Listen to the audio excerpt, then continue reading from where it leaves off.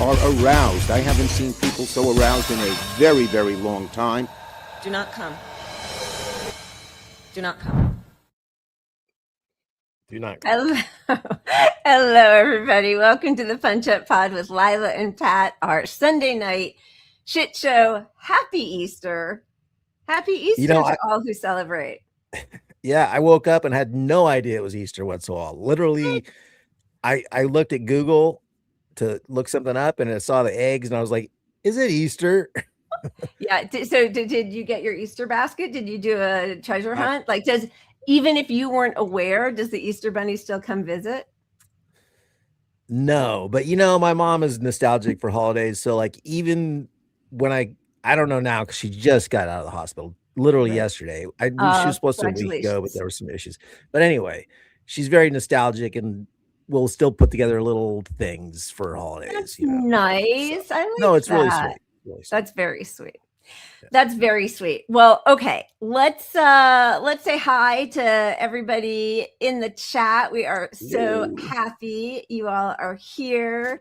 Truth and Ken, Citizen Bendejo, thank you for the super chat. Watch the Running Man's remake chat. We are living it.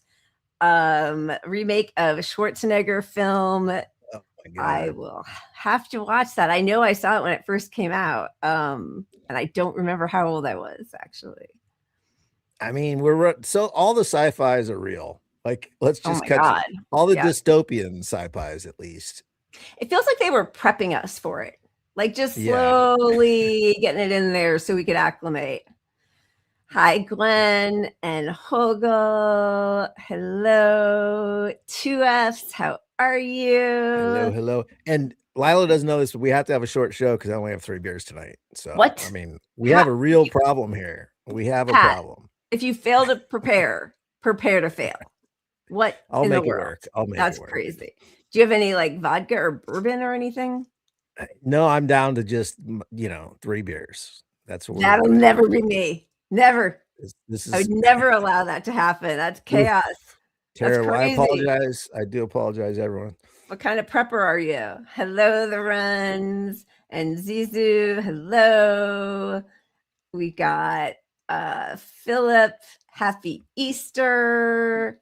Hester. Hello. Thank you for saying that, Hogel. No Sunday doom days when we have something fun to look forward to. Maybe Citizen Bendejo can DoorDash you some of that vodka. Hello, Lee. How are you? Honorism. Hello. I think we've gotten. There's Jay. Hello. BDA. Oh, I like Glenn Powell.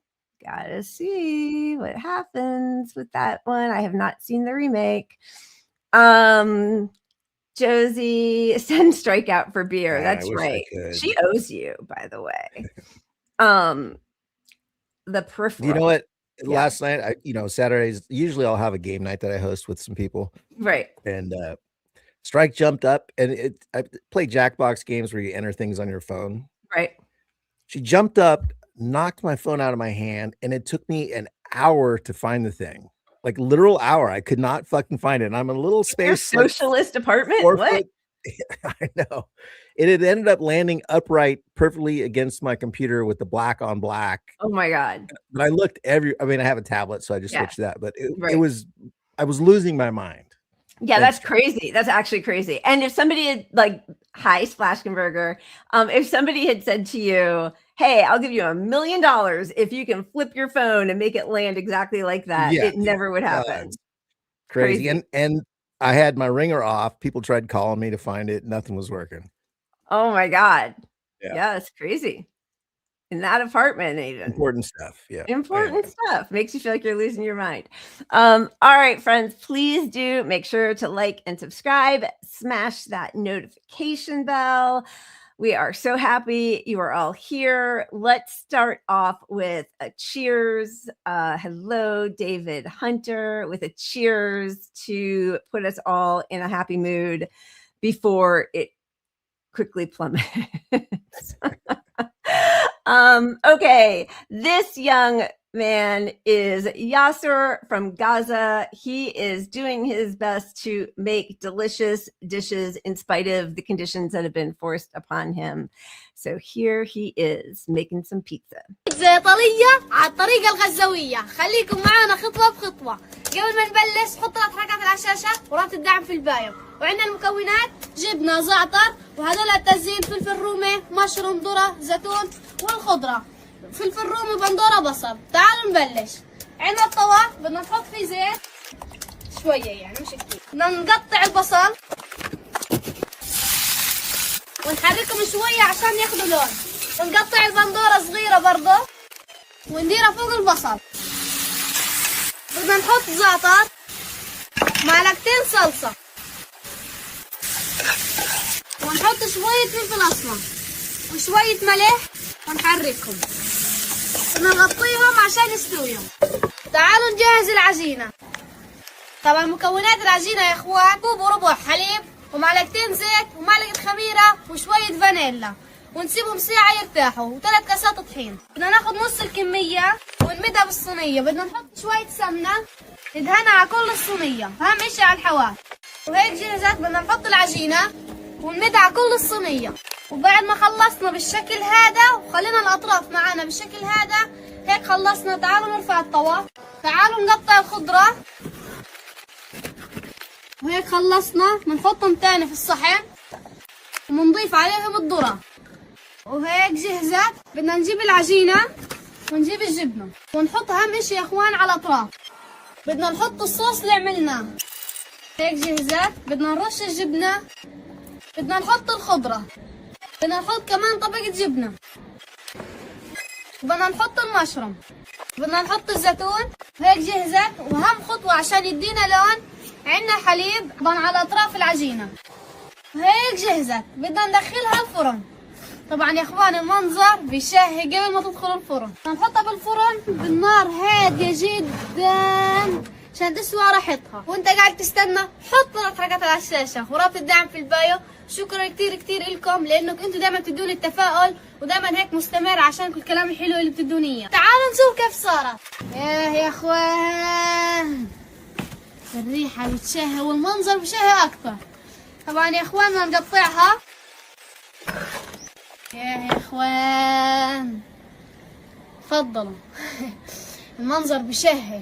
طبعا يا اخوان مش هنقدر كنا هنحمرها اكتر من هيك لانه كانت ان تنحرق، لانه ما عنديش فرن غاز، لانه الفرن النار حامي دايما. وهيك جهزت والحمد لله النتيجه طلعت معانا منيحه. كيف يا اخوان المنظر؟ قيموا لي اياه بال10 بالتعليقات. شكرا لكم كثير، ولا تنسوا 3 حركات على الشاشه ورابط الدعم في البايو. والسلام.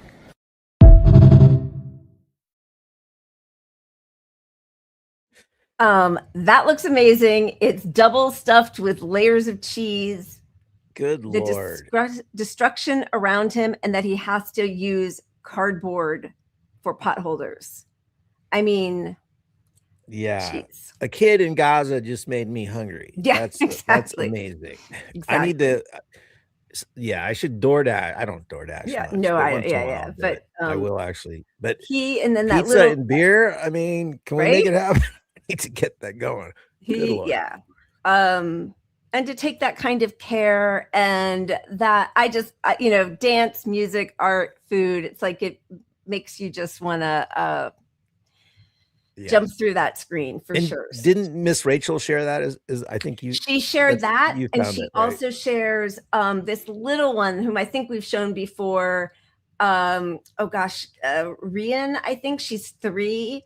She's so little in her chubby cheeks, and we've shown her before also, but we should definitely show her again because she's got new ones every week almost. I get so nervous because I feel like when people in Gaza, Palestine, Iran, Lebanon, Syria, Yemen, I mean, anywhere post videos, it makes me so worried that they're even more trackable. But I do love those videos so much. Yeah. And of course, the worst people on earth come out and say, "Oh, look, they're doing great." But if you look at his video, look around him, his entire world has collapsed, literally. Rebel. Yeah. Yeah. So. Well, cheers to him. What a beautiful young man, Yaser from Gaza, making pizza. cheers to him. All right, let's get it. Let's get the wheel going. So we have another moment of fun before it starts. Oh, we got sound effects back. I did. Oh, just in time. Fill her up. Okay, 1 second. Close and.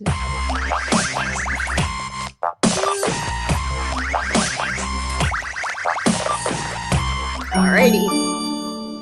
Here. I think we start with some James Baldwin, right? Let's do it.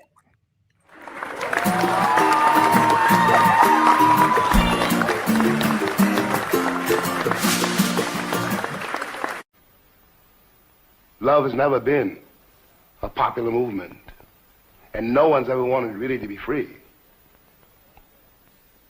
The world is held together, really it is held together, by the love and the passion of very few people.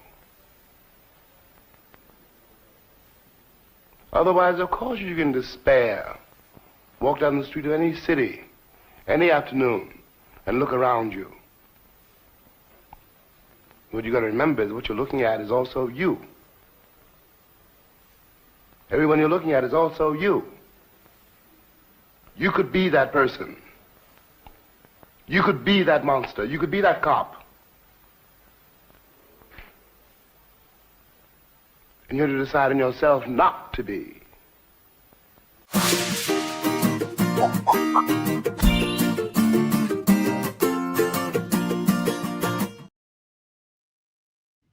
What a wonderful person with so much integrity. I don't know what happened with the Chiron there with the closed caption. Yeah. Sorry about that.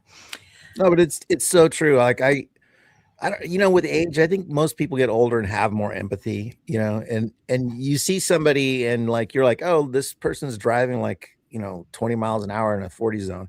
Well, you have empathy when you get older and you realize, I don't want that person driving fast. They're probably driving at the safe speed for them, Yeah. So just in all ways, I think if you can just take a moment and think that could be you in a few years or, And also, I just think the easiest thing in the world is to see people's flaws and to have anger at everything around you. It's a discipline to show love and have love, which is why, it's what we try to focus on here in the midst of all of the horrors, is to remind ourselves of what is important and why we all want to come together and what we're fighting for. So what a brilliant, brilliant man. Amen. Let's take a 180. Speaking of brilliant, let's take a 180 and see what our dear leader, his happy Easter wishes. He's giving Iran 48 hours to open the Strait of Hormuz. Tuesday will be Power Plant Day and Bridge Day, all wrapped up in one in Iran. There will be nothing like it. Open the fucking strait, you crazy bastards, or you'll be living in hell. Just watch. Praise be to Allah, President Donald J. Trump. Just layered with embarrassment to be American in this thing. Like that's saying 48 hours from War Crime Day. Yeah. For one. Yeah. Like you can't bomb civilian infrastructure. And they're trying to pretend it's because it's dual use. The armies go, okay, then everyone in America, you can just bomb all of our bridges. So it's not a terrorist act if somebody blew up one of our bridges, is what you're saying. They are saying that because they have decided intrinsically that we're the good guys, Israel's the good guys, and everybody else in the Middle East are terrorists. So Israel's been doing it for 2.5 years with our full complicity, schools, universities, libraries, hospitals, every civilian infrastructure, sewage plants.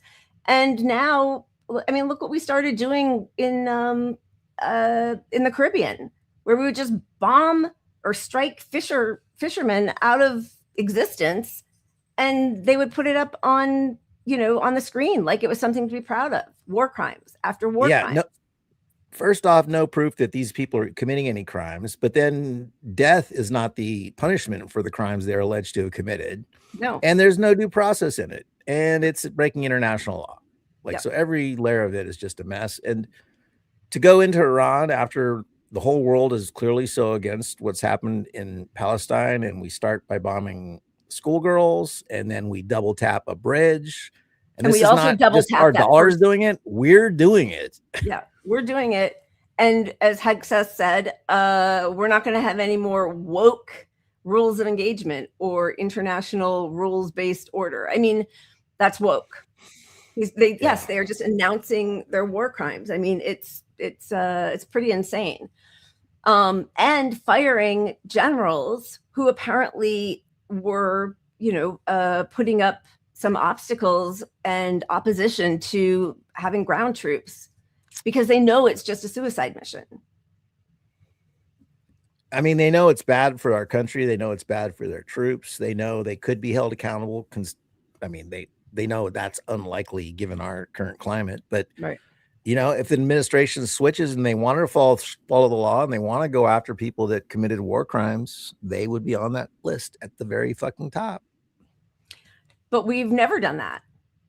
Yeah. We prosecute the people who expose the war crimes. I mean, Obama using the laws against John Kiriakou and Snowden and Chelsea Manning and Julian Assange. Well, that was done by Trump, but and then they're, not prosecuting George W. Bush or his whole cabinet of neocon war criminals who are now the same people who are right back in business. So yeah, why not announce it?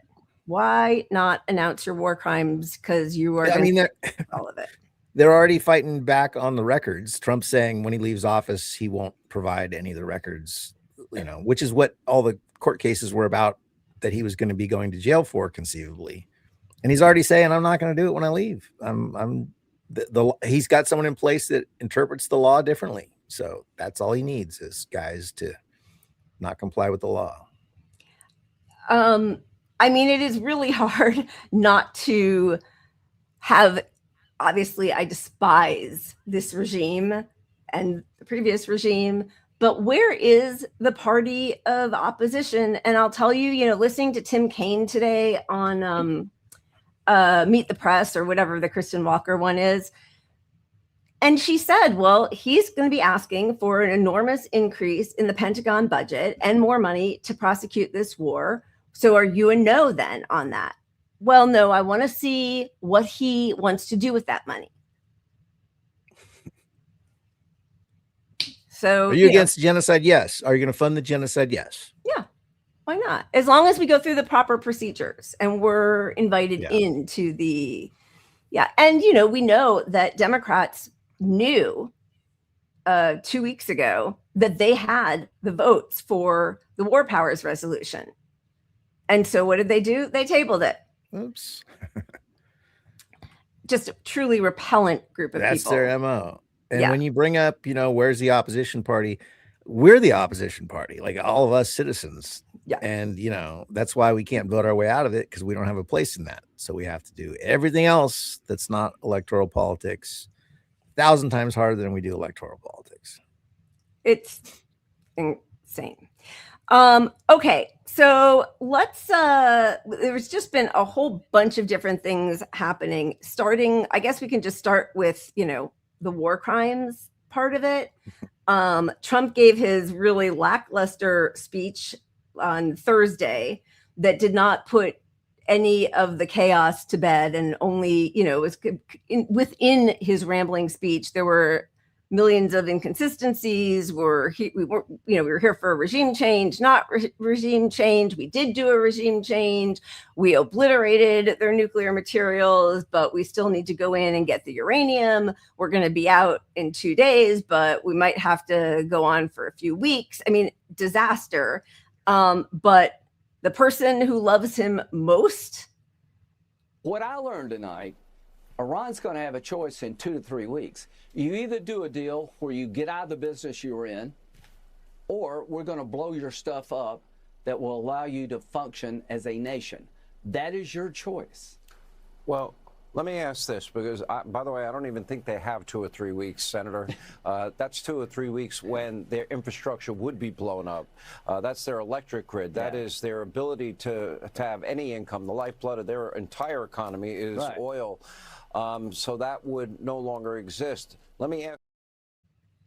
War crimes, just war crimes. Then you can't take out an electric grid and pretend that's not a war crime. Like, I mean, this is the Gaza playbook. It is, and it's, you know, a bit of it is what happened when Russia first invaded. There was all of this sort of oh my God, hagiography about how Ukrainians and Zelensky were the good knights in shining armor and evil Russia. And it was just so black and white. And right away, you remember, like, all the people who were banned, you couldn't read Tchaikovsky, or you couldn't read, you know, Ilan Ilyich, and you couldn't listen to Tchaikovsky, and there were conductors who were fired and banned, and Olympic teams and everything. Yeah. And so, like, that, all that kind of priming, it's like the George W. Bush, you're with us or you're against us. The terrorists win. And that is exactly how, obviously, Israel views every Palestinian. And now it just keeps expanding. The public is absolutely not buying any of their justifications. They don't support this at all. No. Top to bottom in every party. The only people that support this at all are Trump's diehard MAGA folks, who are just, he could do anything. Literally, it makes no difference.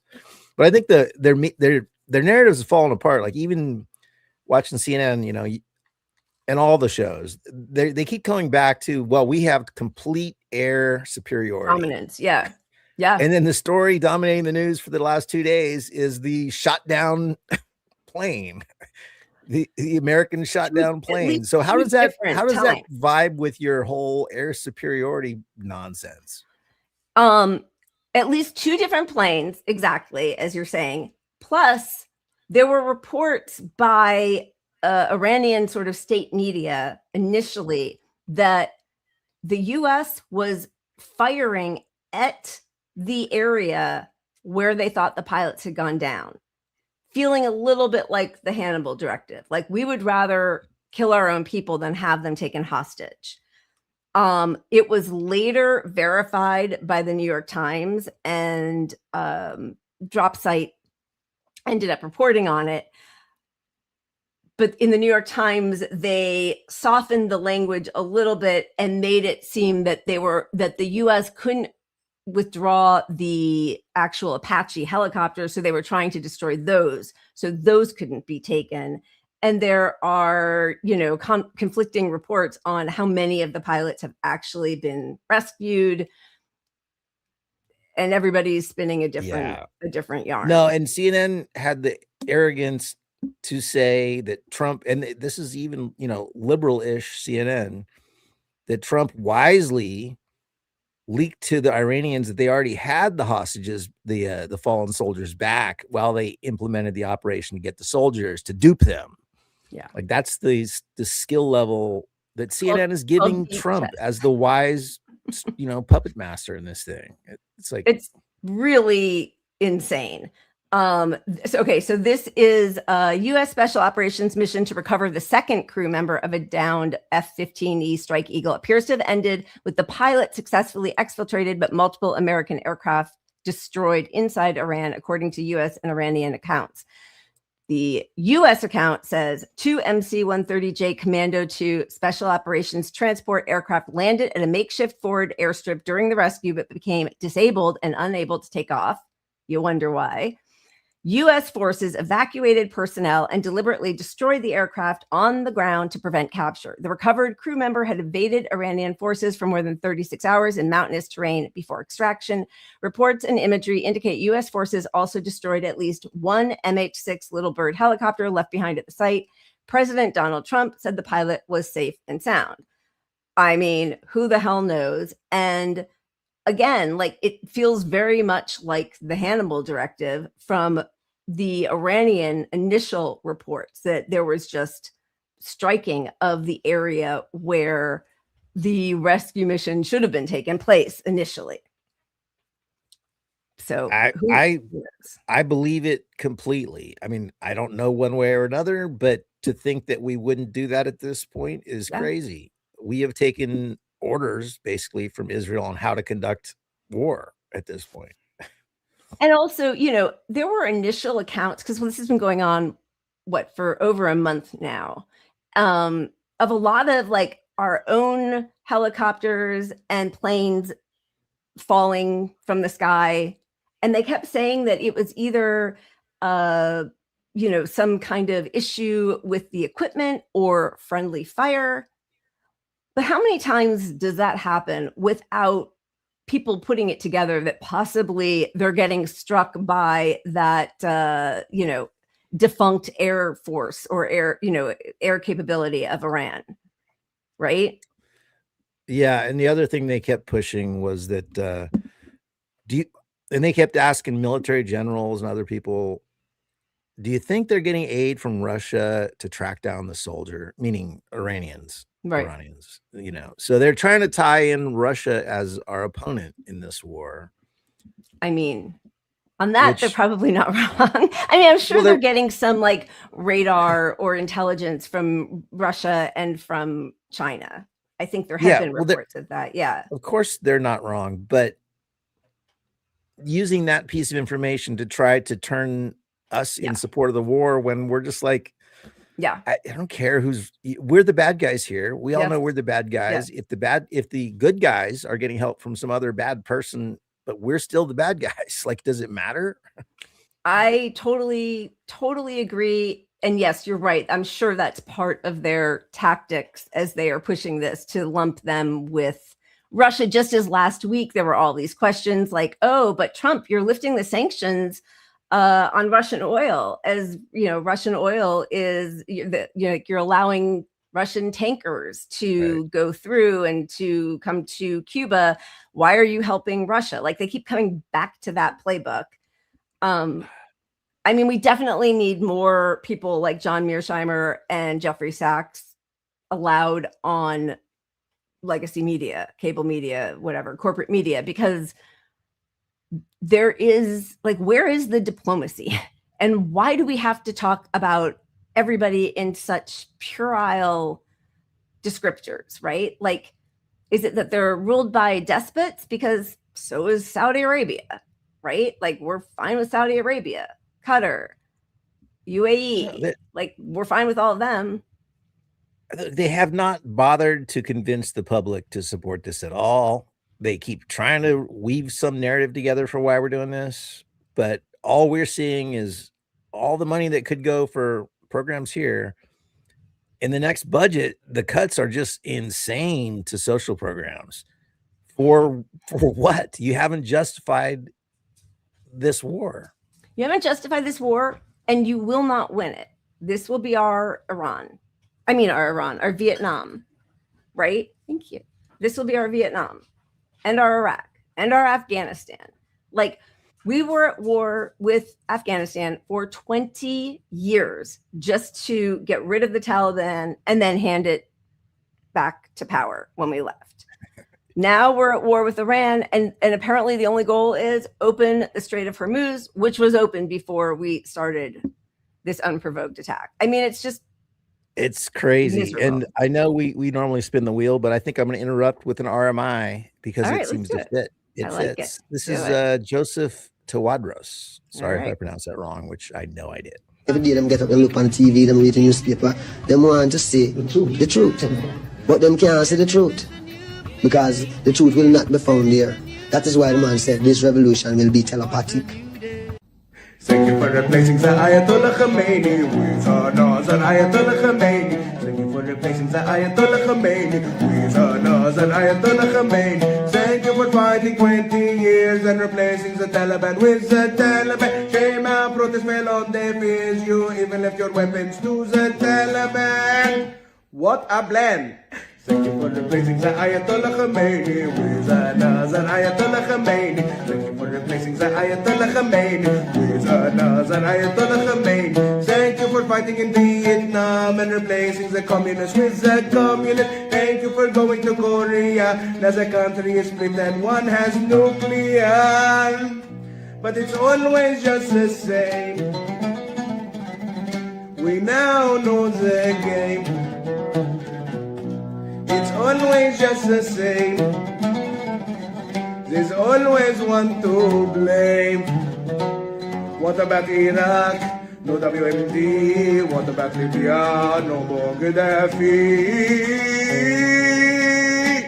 What's happening in those countries? Thank you for replacing the Ayatollah Khomeini with another Ayatollah Khomeini. Thank you for replacing the Ayatollah Khomeini with another Ayatollah Khomeini.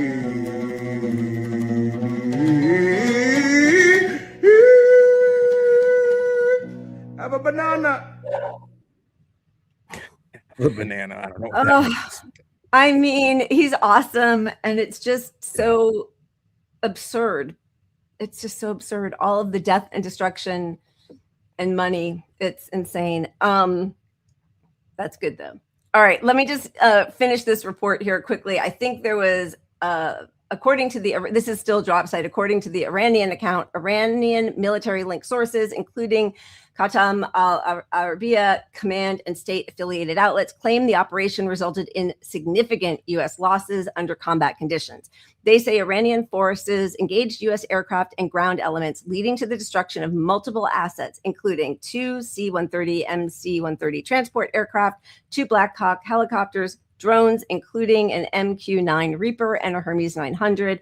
Iranian media also reported intense ground clashes in the area during the rescue attempt. Fars news agency said 9 Iranians were killed and 7 wounded in, I am so sorry, Kogiliye and Boyer Ahmad province during the overnight operation. State-linked commentary drew comparisons to Operation Eagle Claw from 1980, the failed U.S. rescue mission in Iran, framing the latest operation as a similar or deeper setback. We don't have anybody on the ground there who is revealing the truth from U.S. legacy media. So we are, and you know, it's just it's very hard. The international internet, I guess there are internal internet services in Iran, but no ability to communicate outside of Iran or to have it permeate into Iran. One thing that is really interesting, Trey Yangst of Fox News just revealed, which we all knew because Mossad and Israel telegraphed it proudly, that the protests at the beginning of January were heavily armed where there were factions of the protests. Obviously, there were real protests from real protesters in Iran. There were also Kurdish groups and Mossad agents who were arming them, trying to create more chaos and a bigger crackdown. So this, this is the kind of thing that I am surprised is being revealed in the US on US media, which, Fox is basically an arm of the GOP, concurrently with these operations. Usually this is the kind of thing that is revealed, way later. But again, we had Mike Waltz and Mossad saying this back in January. Now, the president also provided new details on what happened earlier this year as the Iranian regime took to the streets and slaughtered what the president tells me is 45,000 civilians in their own country.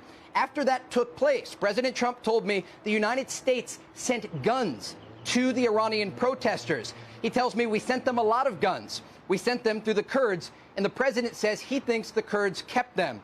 He went on to say we sent guns to the protesters, a lot of them. And so a number of headlines here from my conversation with President Trump. All of this taking place more than a month into Operation Epic Fury and in the aftermath of that successful U.S. operation overnight to rescue that stranded U.S. service member inside Iranian territory. The president himself ordering that operation after the CIA came on Saturday morning and confirmed that they located where this crew member of an F-15 that was shot down on Friday was located. Again, the president making that decision to send in hundreds of U.S. special forces deep into Iranian territory and successfully retrieving that U.S. service member. Guys? I want to make sure I got this correctly. Are you saying that the president told you that he sent guns? Okay, so sorry, two things. One, I said Mike Wallace, it was Mike Pompeo. Thank you for correcting me. But also that number of 45,000, they just like are throwing numbers out, none of which has been confirmed. And I love that, like, we're still stuck at 70,000 people killed by Israel in Gaza, which obviously is a so ridiculous undercount. And they're saying that 45,000 people were killed in just a couple days. It's ridiculous. But they were hoping that that would be enough to generate a lot of support for this war. That, you know, can you imagine they kill their protesters? And I don't think that it really moved anybody because nobody totally believed it. But also we see what we do to our protesters. And yeah, I don't know. It just makes me think of how badly and quickly things have changed in my lifetime as far as what's acceptable. I mean, I remember Oliver North, you know, and the scandal arming the Contras, you know, selling guns to raise money for, that was in Iran, right? So that was a big scandal and crime. And now we full circle to just, we're saying on TV that we did it. We're giving the guns to the opposition. That's what we do. To stir up getting civilians shot at protests to turn people against the war. Or against the regime. Wow. Yeah. I mean, against the regime, to support the war in regime change. Exactly. I mean, I still don't think, you know, and I think that comes back to the firings of these generals, which initially was sort of pegged on Hegseth as being racist and sexist because a few of the people whom he targeted were Black or women, which is entirely plausible because, you know, But I think that probably the bigger issue is what we've been talking about since Trump first came into power and then turned ICE on communities, was that military personnel who have sworn an oath to the Constitution, who do take that seriously, we're going to be coming into conflict with these rogue cops and ICE agents. Because it's clearly un-American. Well, and another piece of it is they know that bombing bridges and civilian infrastructure is a war crime. So, you know, if they're not willing to do that, Hegseth put somebody in who will. Yeah. I mean, but like, what's the difference between that and Biden, who knew, Blinken knew these were war crimes. Jake Sullivan knew. They all, you know, yes, Stephen Miller, but the other, Matt Miller, like they all knew what was happening. And yeah, I mean, it is all outrageous, but we've been doing this and getting away with it for our whole existence. And now it's just being done out in the open, but we're never accountable to any international body. I mean, look at what, you know, these are the rules that we created actually after World War II. And, you know, what was it in 2003 or 4 that George W. Signed the Hague Act so that if any U.S. people or our friends, which included Israel and Russia, were ever brought before the Hague, we would invade the Hague. It's just wild. It's truly, truly wild. There was a great little clip of this French general on French TV talking about Trump's plan to send ground troops in for to retrieve the my goodness, what is happening with my mouth today? The uranium, telling him to stop snorting coke. J'ai été planificateur. Je vois un planificateur qui me dit j'ai une idée géniale, chef, et puis il suffit de faire une base aérienne complexe, etc. Je dis il faut arrêter de sniffer la coque sur le bureau entre deux réunions. Là, c'est pas possible. Ça, c'est pas possible. C'est la. Je suis sûr qu'on ne fait pas de la coque à Bruxelles. Non, justement. Mais là, je me demande. C'est devenu tellement waouh. On est au-delà de la science-fiction. I mean, we've lost the whole EU, obviously. Which, in some way, like NATO has already crumbled, right? Yeah.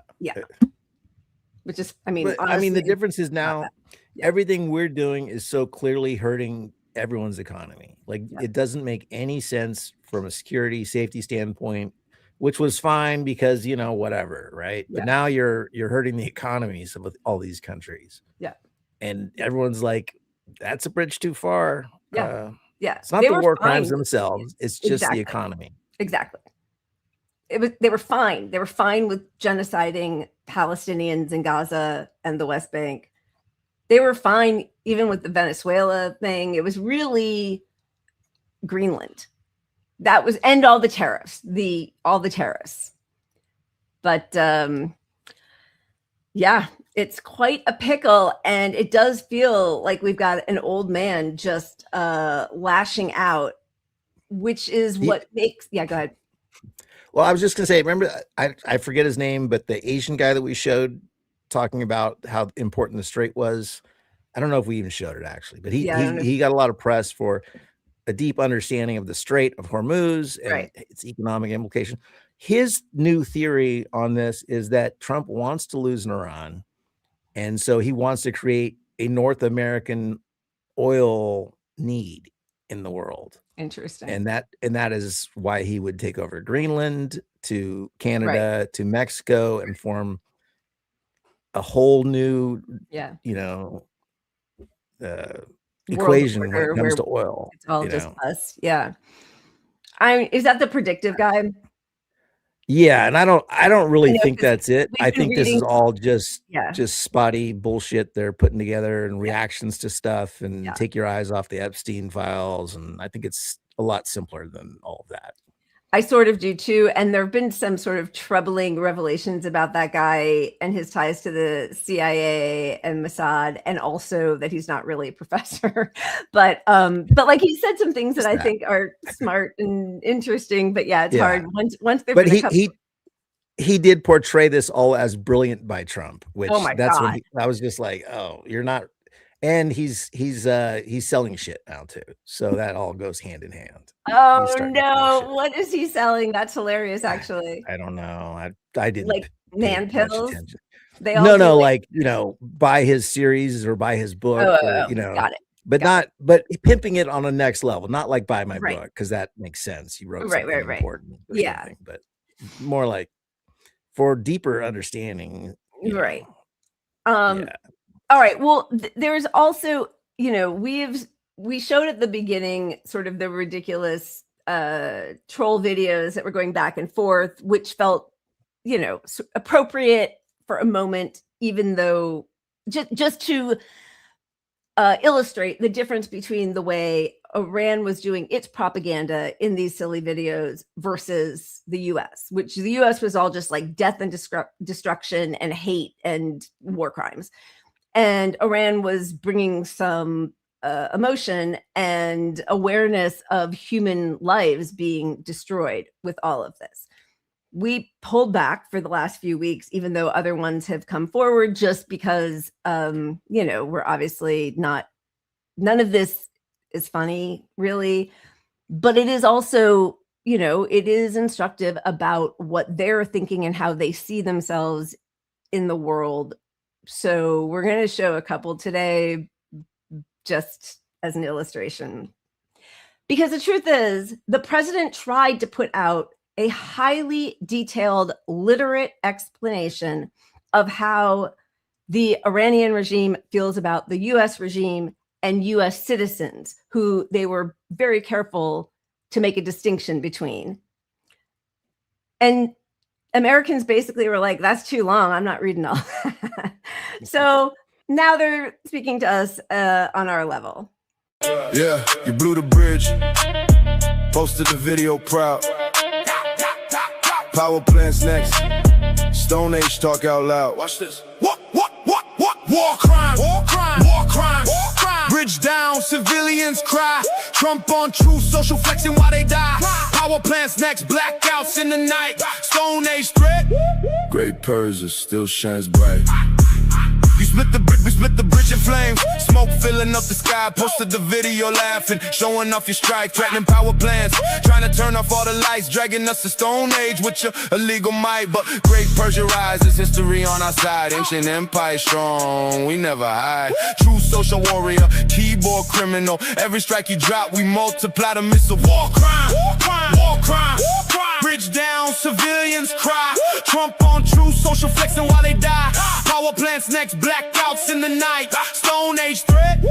Great Persia still shines bright. Sacred defense. We own the fight. War crime. Yeah.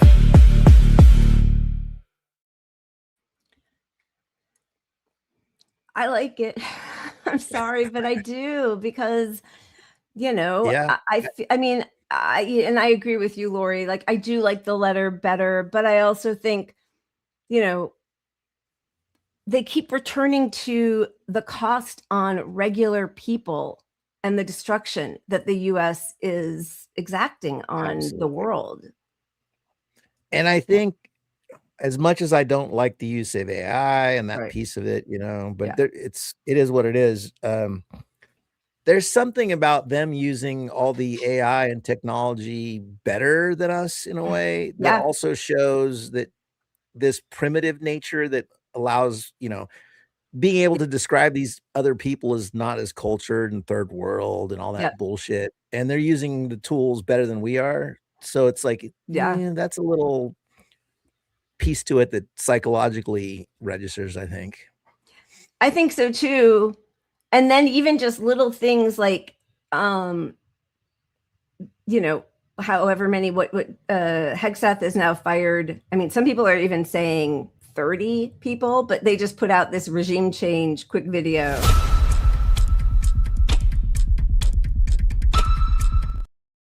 Right. And there's something like, it is a regime change on some level, right? Like firing top generals and commanders without death, right? They're not reveling in deaths of people, but look at what's happening in our country and the upheaval by being constantly at war with, you know, morons, like Christo-fascist, evil war criminals. Yeah.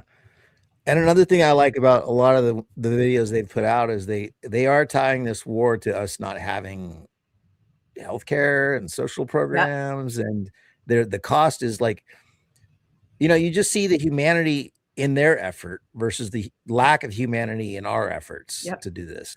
And the restraint, right? Like, they're not going, I mean, they could end all of the Gulf states like this by taking out the desalination plants because they rely on those heavily. They have now listed their targets. Well, first of all, Parliament Speaker Galabaf responded to Trump. So this was Trump, you know, not only the Allahu Akbar, praise Allah, and open the fucking strait, whatever, you know, desecration. But this is, I think she's with NBC, I'm not sure. Rachel Scott spoke with President Trump. He told me the conflict should be over in days, not weeks. But if no deal is made, he's blowing up the whole country with very little off the table. If it happens, it happens. And if it doesn't, we're blowing up the whole country, he said. I asked if there's anything off limits. Very little, he said. So Speaker Galabaf says, your reckless moves are dragging the United States into a living hell for every single family, and our whole region is going to burn because you insist on following Netanyahu's commands. Make no mistake, you won't gain anything through war crimes. The only real solution is respecting the rights of the Iranian people and ending this dangerous game, which is 100% accurate. 100% accurate, and they're not screaming death to America. They're saying specifically your actions, your military. We love Americans, you know, essentially. Like, and it makes sense that the U.S. is against, the U.S. citizens are against our own government's actions. Like, we are at no threat really from Iran, and I don't think even terrorist action is unlikely because of how much the shift in our thinking has we're on their side. As the public here is on their side. Yes, I hope they really know that. I mean, Jesus. Unbelievable. Okay, this was the other one before we maybe take a moment to spin, but this was the other Lego troll video about Pete Hegseth. Yo, Pete Hegseth, this one's specially for you.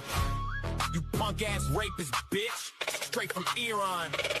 Your tattoo covered clown with that cafe ink on your arm. Think you a crusader? Nah, just a drunk infidel in a fake uniform. Chain to kill all Muslims, wasted in the hotel lobby. Sexual assault settlement in Monterey. Blocked the door, took a phone, paid her off quiet, cause Me Too was on. Now you secretary? What a joke, bro. Cheated on wives, multiple affairs, kids in the mix, family man, hell no. Handsy with women at Fox, drunk on the job, your own team say, yo, this dude toxic. Couldn't even guard Biden's inauguration, your own military said next. Book called American Crusade, dreaming holy war, but reality check. You just a failed vet, turned TV clown, slipping on your own mess. Trump picked you cause you kissed the ring, but wait, funny part ain't coming. The dude you sucking up to for that secretary gig, Trump himself was Bill Clinton's top cocksucker, giving blue jobs back in the day. Real talk, you out here blowing for access, but he the original BJ queen. You thought our missiles max 2,000 kilometers? Cute, rookie mistake. We hitting the bow, worshiping Epstein Island crew, the ones who hurt the kids. Revenge for every American soul you and Trump's dirty crew oppressed and did. We taking payback for the girls, you broke the wives, you broke the Muslims you hate. Every victim screaming in the dark. Iran got you on the play. You threw everything at us, all your cards, all your might. We still operating on 10% power, laughing while you fight. We see everything, know every secret, every dirty Epstein link you hide. Where you least expected, in the shadows we ride, and no place to slide. This ain't full force, just a warm up. Persian flow with the wrath. Pete, you done roasted raw. Iran sending this heat. Feel the math. Drop the mic. Infidel clown. We coming. I mean, they're so well done and they make all the right points. They are dragging his ass through the press with these videos. At the same time, he was before Congress. I don't know if you guys saw the Tim Kaine shredded him and brought up, people don't really know much about his history with all these sexual assaults claims, but it's bad. He settled lawsuits. Oh, he is awful. I mean, this was from January. This was from January 2025. I mean, he's a disgusting man. His own mother, I mean, she ended up retracting it, but said to one of his ex-wives whom he cheated on, get out, basically. Okay, so there's a Tupac angle. There's more of Hegseth. Are we staying with Hegseth right now? Do we need a break? Are we coming back? Oh, yeah. Let's have a break. We have lots of we have a ton of things, so we might as well just roll them. All right, here we go. Because I need more wine, no matter what. All right,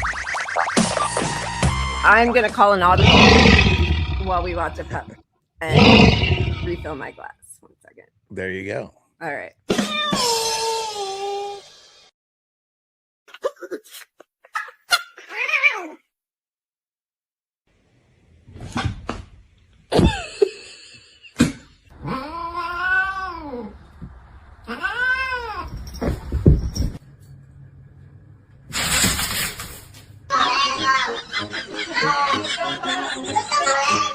His tail. Oh. You don't have to be scared of the kitty. Come on. It's okay. It's just a kitty.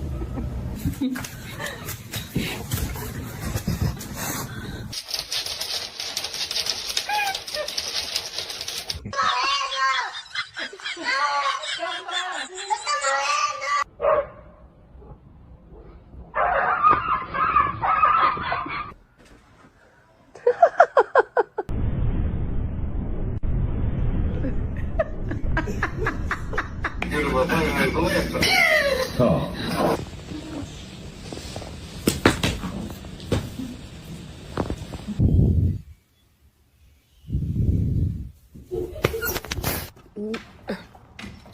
two roommates, what the fuck? She was laying there. And he just laid on top of her.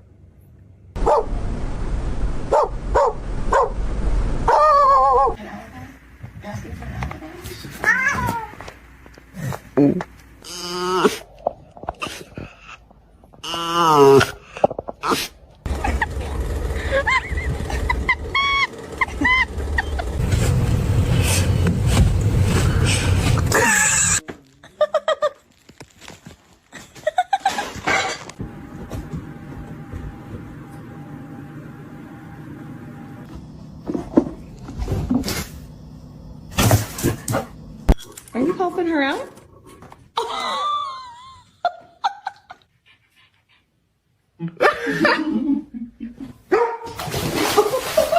No way.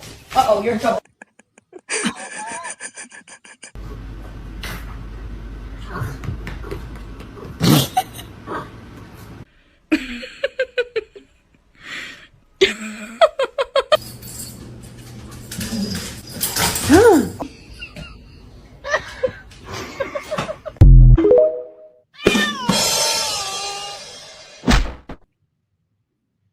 Some of those are so sweet. I love them. That was fun. Yeah. All right, let's dig back into the lovely Pete Hegseth.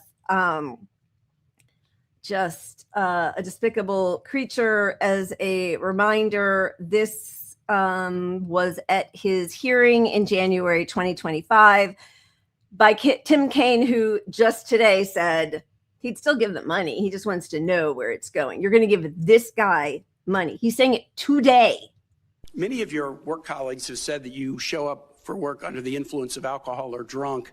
I know you've denied that, but you would agree with me, right, that if that was the case, that would be disqualifying for somebody to be Secretary of Defense. Senator, those are all anonymous false claims, and the totality. They're not anonymous. The letters on the record here. They're not anonymous. On the record, we've seen records with names Vets attached for Freedom, to them. Concerned Vets for America, and Fox News One of your colleagues working said, hard every day on behalf. One of your colleagues said that you got drunk at an event at a bar and chanted, "Kill all Muslims." Another colleague, not anonymous, we have this, said that you took co-workers to a strip club. You were drunk, you tried to dance with strippers, you had to be held off the stage, and one of your employees in that event filed a sexual harassment charge as a result of it.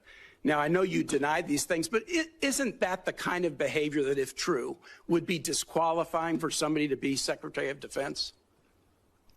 Senator, anonymous false charges. They're not anonymous. And I'll just conclude and say this to the chairman. You claim that this was all anonymous. We have seen records with names attached to all of these, including the name of your own mother. So don't make this into some anonymous press thing. We have seen multiple names of colleagues consistently throughout your career that have talked about your abusive actions, Chairman, attitudes, I think he's words, over and his time. statements He's way to women. over. Yeah, let's give him billions of dollars more to prosecute an illegal war. Oh, you're muted. Sorry. I mean, he never answers the question, which is terrible on Kaine's part, because you need to get him on the record saying, if that happened, I should not be in the position. Yeah. And he can't do it. He should say, well, that's why we're changing it to the Department of War. Yes, you're right. That man with that record should not be the head of the Department of Defense. He just recently, I think yesterday, said he's now made a decision that on U.S. military bases, people can bring they have their right to bear their own arms. Yeah. We know already that the base level is 22 deaths by suicide a day. People in the military, veterans. We know that we are putting people in a position of basically just being cannon fodder, going into a ground invasion in a place in Iran where we will not win. We know that we have been complicit in the genocide of Palestinians, that most Americans are against. Most Americans are against this war. These men and women are seeing their generals being fired by a guy who is a drunk, a serial cheater, who says all Muslims are evil. So what's going to happen with that kind of level of tension and chaos and adding guns into the mix?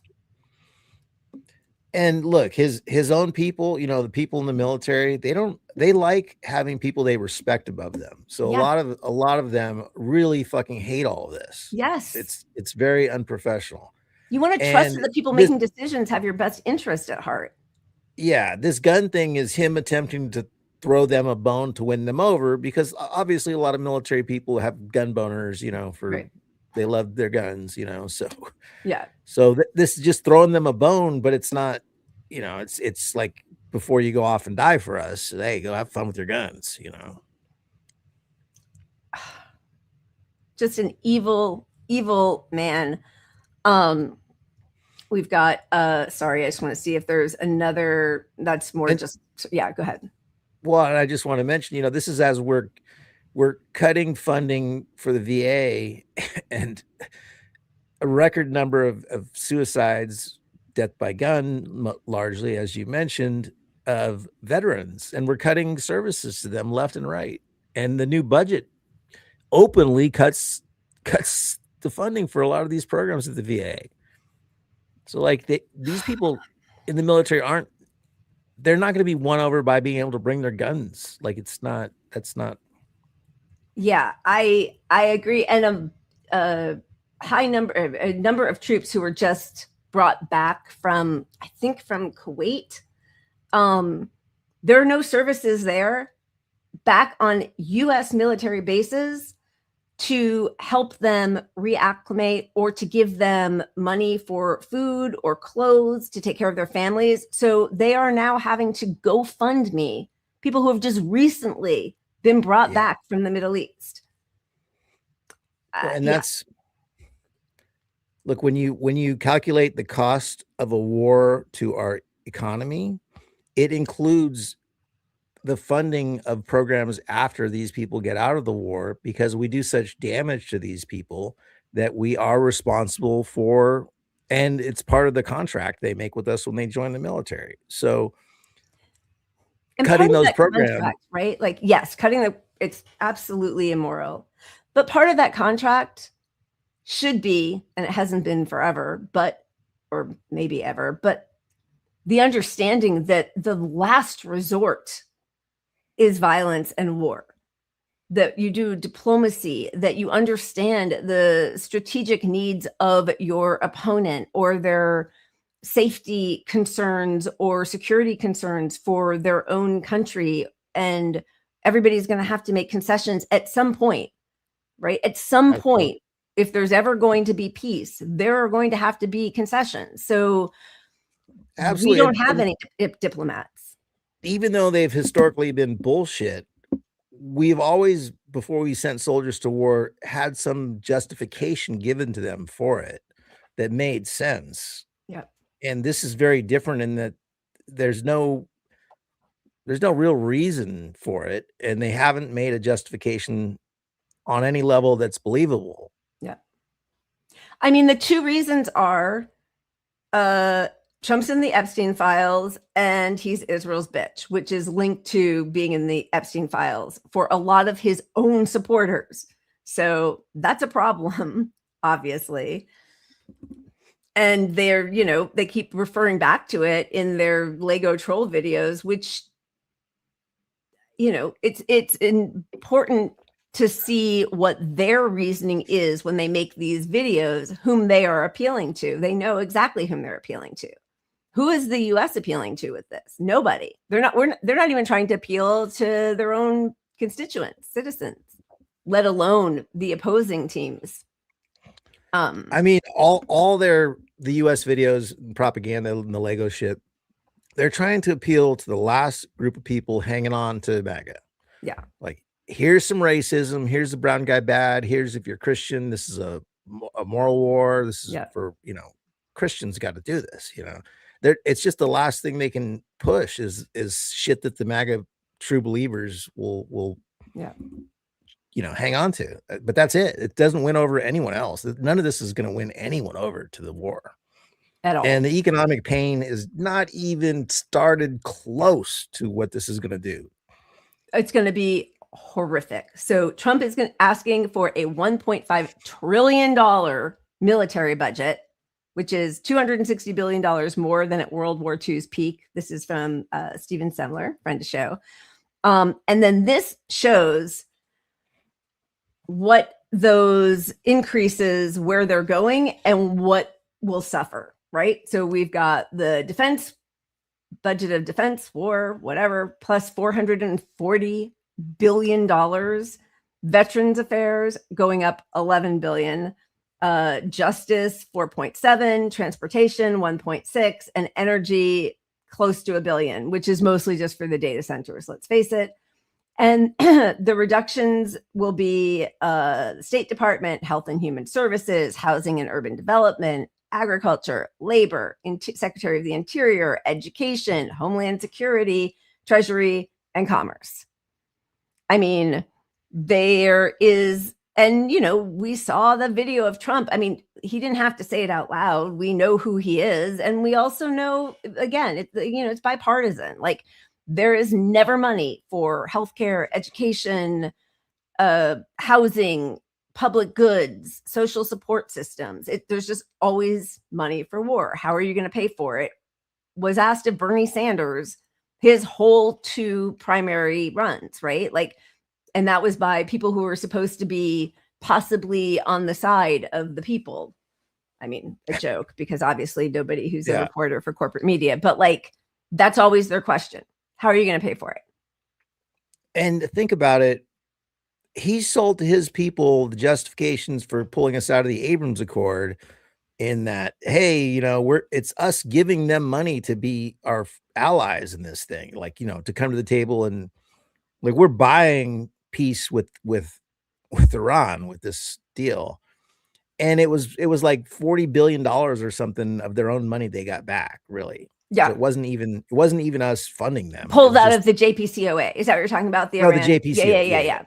Yeah. So you look at that price tag that he used to justify it to MAGA folks and to the Republicans and everybody else, when everyone was like, why in the world would we pull out of this deal? Yeah. Makes no sense. And here we are justifying another war with them. Yep. And we're going to spend, he's asking for $1 trillion+ dollars. It's just mind-boggling, already like stupid. It's ridiculous. It always goes up. That line never comes down, no matter who's in power.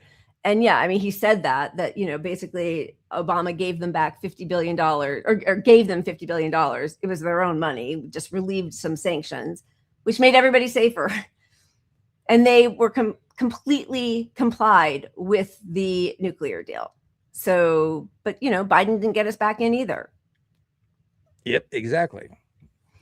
Okay, so just a couple more things on Iran, listing their targets, operational targets that it struck in response to strikes on Iranian petrochemical facilities. This is in response. They did not start off by doing this, obviously. Refineries supplying fuel to Israeli fighter jets in Haifa, gas facilities linked to Exxon, Mobil, and Chevron in Habshan, UAE, U.S.-linked petrochemical facility in Al Ruwais, UAE, producing fuel materials for U.S. forces and Israeli military industries, Citra petrochemical facility in Bahrain, hit by heavy drone strikes causing fires and major damage to key production units, U.S.-linked petrochemical facilities in Shuaiba, Kuwait. All military targets, or somehow, helping military. Yes. Targets. And our news has the gall to still act like they're going to war with every country around them. Yeah. When it's strictly targeting military targets connected to the US and Israel. Absolutely. Here's another bit of, interesting. These hackers, the Handala Hacker Collective claimed major cyber attack. They wiped 22 terabytes of Zionist regime data. They released a statement claiming responsibility for a large-scale cyber operation against Israeli targets, framing the timing around the holiday of Passover. On the occasion of Passover, we at Handala would like to extend our unique greetings. We have successfully carried out a large-scale targeted cyber operation. In this mission, the data of 14 companies of the Zionist regime has been completely wiped, a modest gift for Passover as a reminder that occupation comes at a price. According to the statement, 22 terabytes of data were erased from a list of 14 entities the group describes as companies of the Zionist regime, including Calus, Fuse, Stereo, Toledano, Architecture and Design, and others. The group added, we hereby declare that no database is beyond our reach, and any continuation of occupation and crimes will be met with even heavier costs. Happy Passover. May the occupiers enjoy greater cybersecurity awareness. Can I send a message to the hacker? Please. Because if you want to get some goodwill in America, student loan debt and medical debt and credit card debt and credit card debt. But I would start with, personally, I would start with student loan debt. I don't know why. Maybe I have a little bit of that, but just add a lot of zeros to all of our bank accounts. Seriously, wreck the economy, made like the profit structure of ripping off the working class. You want some support, that would do it like nothing else. Yeah.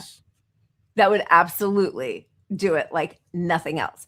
Knowing that we are spending $2.1 billion a day on this disastrous war. $2.1 billion. So yes, please, if you all are listening, if you are hacking our stream, wipe out all of our dets and add some zeros to our bank accounts. I do not advocate the use of AI, but if you want to use it and find a way to do this via AI, that would be the icing on the cake of like, look what AI just did to. Yes, Target. AI ends up the bad person. We get this debt released, the working class wins, and then we shut down AI. Target, Palantir, Anthropic, OpenAI, Meta, the Ellisons, get rid of all of them. If you could use Grok and have him her, they, whatever, live tweet through it, that would be especially amazing. Mecha Hitler. And next, the student loans. Yeah. I mean, that'd be pretty excellent. God, well, a girl can dream. Okay, this was really interesting to me. Could go down this rabbit hole, and I think probably we've touched on it a few times, how Diddy was sort of like the music industry's Epstein, having these crazy, horrific parties where they drugged and raped women and men, with cameras everywhere, right? There's been lots of insinuations that he wasn't doing this just for himself, just the way Epstein wasn't doing this just for himself. So yesterday, I think this was yesterday, an Iranian Shahed drone heading toward enemy targets today was seen bearing a sticker reading "In memory of Tupac Shakur," and they made a typo. It's "Kill Illuminati," referencing the 1996 album, The Dawn Killuminati, The 7-Day Theory. The album's opening track, Bomb First, My Second Reply, is about defiant survival and resistance to power, themes that closely mirror Iran's wartime messaging. Iranian forces and allied groups have increasingly incorporated global anti-establishment pop culture into their messaging, as we're seeing in psychological warfare in their viral Lego videos. And with references like this, which is, we didn't even come to hurt nobody, but it's my life or your life. Got nothing to lose, got nowhere to go. Ride for the cause, I'll die for the cause. Plan, plot, strategize, and bomb first. So then, this was. I wish you had wrapped that, by the way. I just really wish you had wrapped that. Would have gotten me canceled so fast. If Wade can do it. Okay, so. Then, friend of show, Sam Husseini, 15 years after Tupac Shakur's murder, the FBI has released documents showing that the rapper received death threats from the Jewish Defense League as part of an extortion scheme. That was in the foreword. Files show FBI suspected JDL of extorting Tupac. That's from JPost. Haaretz, FBI files on Tupac Shakur murder show he received death threats from Jewish gang. That is from Haaretz. And Farzad comments, and after the Tupac and Biggie shootings, Diddy suddenly becomes rich and famous and ended up having a similar operation to Epstein. But this is from Haaretz. FBI files on Tupac Shakur murder show he received death threats from Jewish gang. Files state that Jewish Defense League had extorted money from various rap music stars by making death threats and then offering protection for a fee. So basically, false flags to then get people to pay them to protect them. Files released Thursday by the Federal Bureau of Investigation on the 1996 murder of rapper Tupac Shakur state that the star had received death threats from the Jewish Defense League, an organization that has been characterized as a terrorist group. This is from the Forward, whatever. Both of these are from 2011. 15 years after Tupac Shakur's murder, the FBI has released documents showing that the rapper received death threats from the Jewish Defense League as part of an extortion scheme. The papers reveal an FBI request for additional time to investigate the matter, with the organization interested in determining whether the extortionate activities are in furtherance of the social and/or political goals of the JDL. They show a scheme in which the league notified the rapper of alleged death threats, then provided protection services while working out a deal with the supposed threat maker. After receiving money from the musician, the JDL would announce an agreement with the would-be killer, allowing Shakur to return to normal life. The papers don't show any connection between the JDL and Shakur's unsolved murder, which occurred in Las Vegas in 1996. Rumors since that time have focused on the so-called East Coast, West Coast rap rivalry of the 1990s, which claimed the life of Shakur rival Notorious B.I.G. the following year. The papers show that another rapper, Eazy-E, of hip-hop group NWA, had been contacted by the JDL before his 1995 death from AIDS. And, we showed I think it was in the Epstein files, but the revelation, I think probably people remember this who are older, that the beginning of rap wasn't about East versus West. And it was much more focused on life of Black Americans in the inner city. And fight, it's like us versus them, the people who are treated so abhorrently and the people who are responsible for that. Right. And then there came a time where a decision was made to make rap more focused on the division between East and West and gangs on different sides of the country. And it's hard not to believe that all of that wasn't constructed by people in power. It just is. I agree. It was all tied into, the war on drugs was basically a war against Black people. It was justified under the drugs, and rap was connected with that. The whole East Coast, West Coast thing was sort of fabricated, but it happened on its own a little bit, but then they exacerbated the issue to create this gang violence narrative, which of course there were real gangs blown up as well. But, Diddy was heavily involved in all of this, like heavily. He was such an evil boss that he created some of these feuds between. If you haven't seen 50 Cent's, docuseries, it's really good and gets to a lot of horrifying, right? Juicy shit. But, what's interesting is, I work with my boss is Black and he was a DJ, so he informs me about a lot of stuff that I knew nothing about. But the Black community has known the history of all this stuff forever. It's just that white folks like us we never got it. We get the media's narrative on it. Yeah. So it went from almost like a hip hop version of the blues to, gang wars. And then also a focus on, pimp my crib or pimp this ride and all the gold stuff and all consumerism. And that was the thing that we showed in the Epstein files, was one of his friends, whom I now can't remember the name of, saying that is what rap was. It was social commentary and revolution. And we helped change it with the help of Jay-Z and the other billionaires into this sort of like, rap battles and love of consumerism. Yeah. I mean, and it was at the, during the 80s when they were take rap out of the picture, it was still like, tours of people's rich mansions, and it was just worshiping capitalism, like you said. That was the era. Yeah. Just gross. Gross. Before one of us gets kicked out, we should thank, we have a few more super chats. Let's see. Okay. Thank you, Citizen Vendejo. Those Lego videos or something. How many will we watch? Sorry, this came in earlier. So thank you for the super chat. We watched 2 of them. Let's see. You agree? We defund Israel and CBS TikTok. Palantir go broke. Would love that. Yes. And cheers. Thank you for the super chat. 2 Fs. A U.S. ground invasion of Iran would go down as one of the dumbest war moves in history. And I think, first of all, thank you. I think it will go down as one of the dumbest war moves, because it really feels like that is the plan and intention, unfortunately.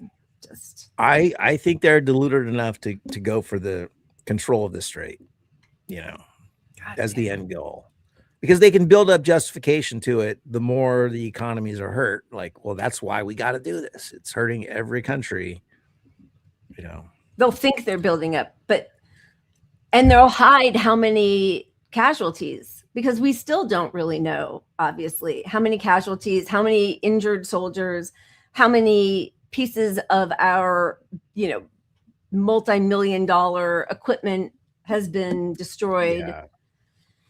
And look, even if you manage to get control of the strait, that's endless war, because they're never going to, in the region, say, great, you've got our strait forever. Like, that's just not an option.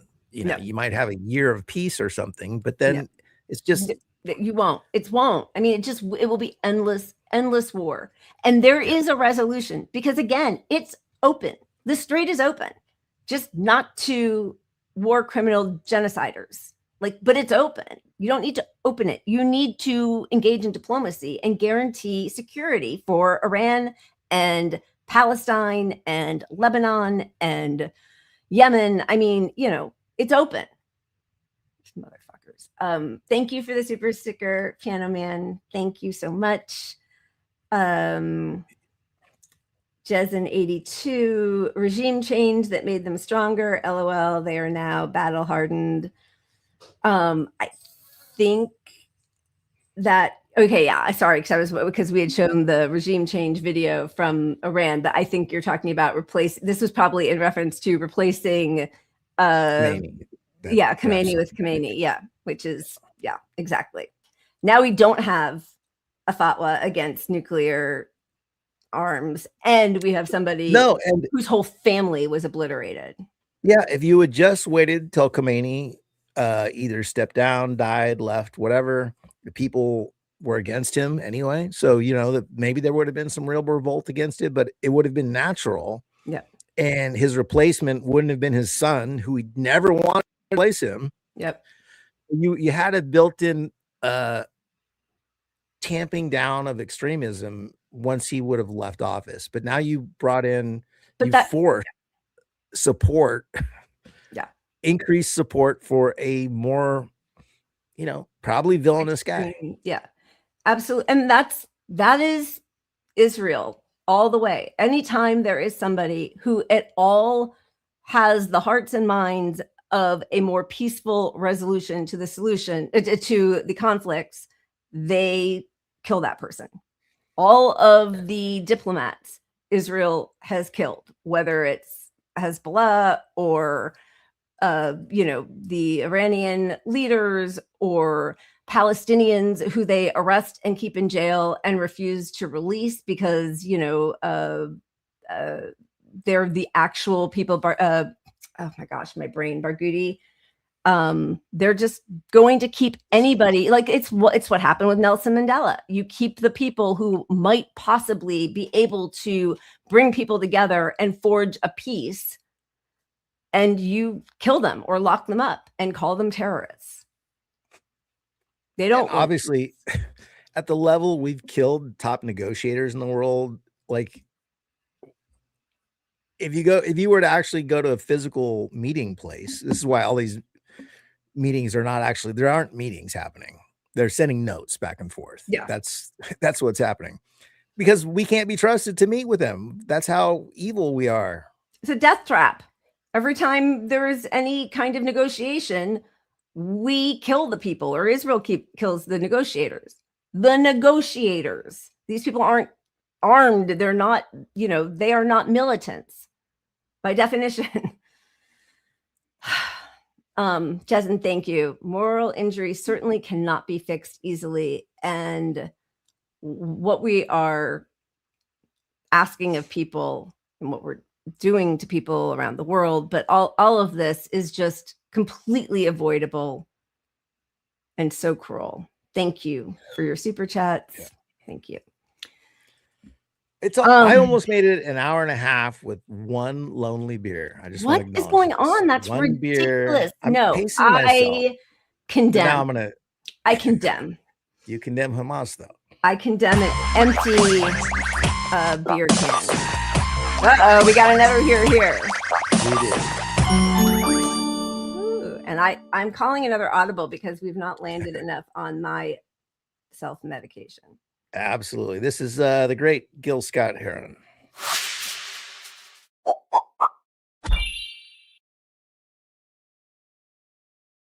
I can't pay no doctor bills, but Whitey's on the moon. 10 years from now, I'll be paying still while Whitey's on the moon. You know the man just upped my rent last night? Because Whitey's on the moon. No hot water, no toilets, and no lights, but Whitey's on the moon. I wonder why he's upping me. Because Whitey's on the moon? I was already giving him $50 a week, and now Whitey's on the moon. Taxes taking my whole damn check. The junkies make me a nervous wreck. The price of food is going up. And as if all that crap wasn't enough, a rat done bit my sister Nell. With Whitey on the moon, her face and arms began to swell, and Whitey's on the moon. Was all that money I made last year for Whitey on the moon? How come I ain't got no money here? Whitey's on the moon. You know, I just about had my fill of Whitey on the moon. I think I'll send these doctor bills, air mail special, to Whitey on the moon. And we're sending people back now. That's so apt right now. It really is. And I want science and discovery, but people are dying. Like, man. Look, there's a lot of science that gets done. So that, there are reasons to still support some of this Whitey's on the moon stuff. Yes. It is very different than supporting what we're doing in Iran and around the world. Yeah. From the cost, the opportunity cost of what we could be doing with that money was astounding. It's obscene. It's social murder here and physical murder there. It's just horrific. Daniel, thank you for the super chat. Cheers. Thank you. Jason, thank you. The revolution will not be televised. I don't know. It's starting to feel like it kind of is. Well, maybe. Thank you. Cheers. Yeah. It'll be on some TikTok, maybe. I mean, it'll be whatever format they allow us that we can get through.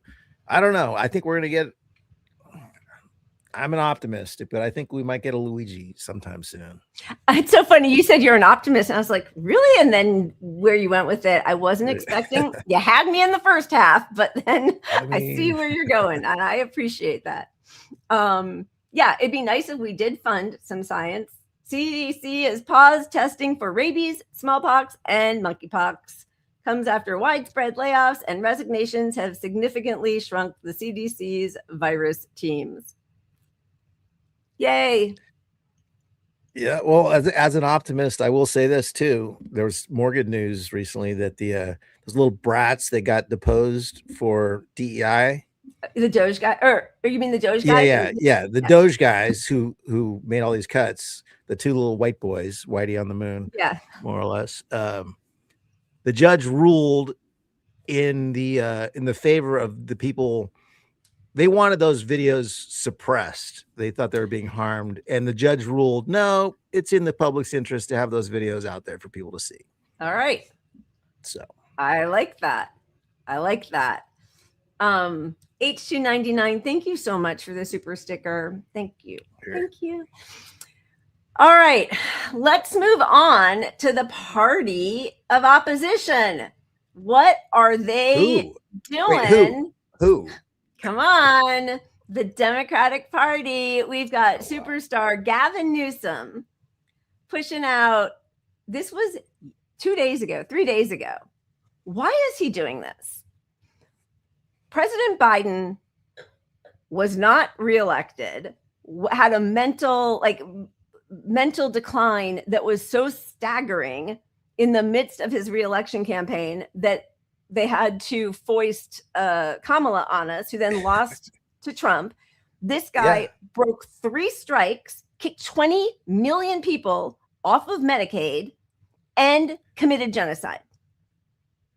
It's truly idiotic under any premise. Why would you do this? Because first off, Gavin's trying to run as a Republican Democrat, right? So that's his niche. Right. And those people hated Biden. I mean, everybody hated Biden. Yeah. So like, really, there's no reason. But who are you appealing to? Like, nobody's thinking about, like, I miss Biden. Like, no, they're like, no, we got Trump because of Biden. You fucking idiot.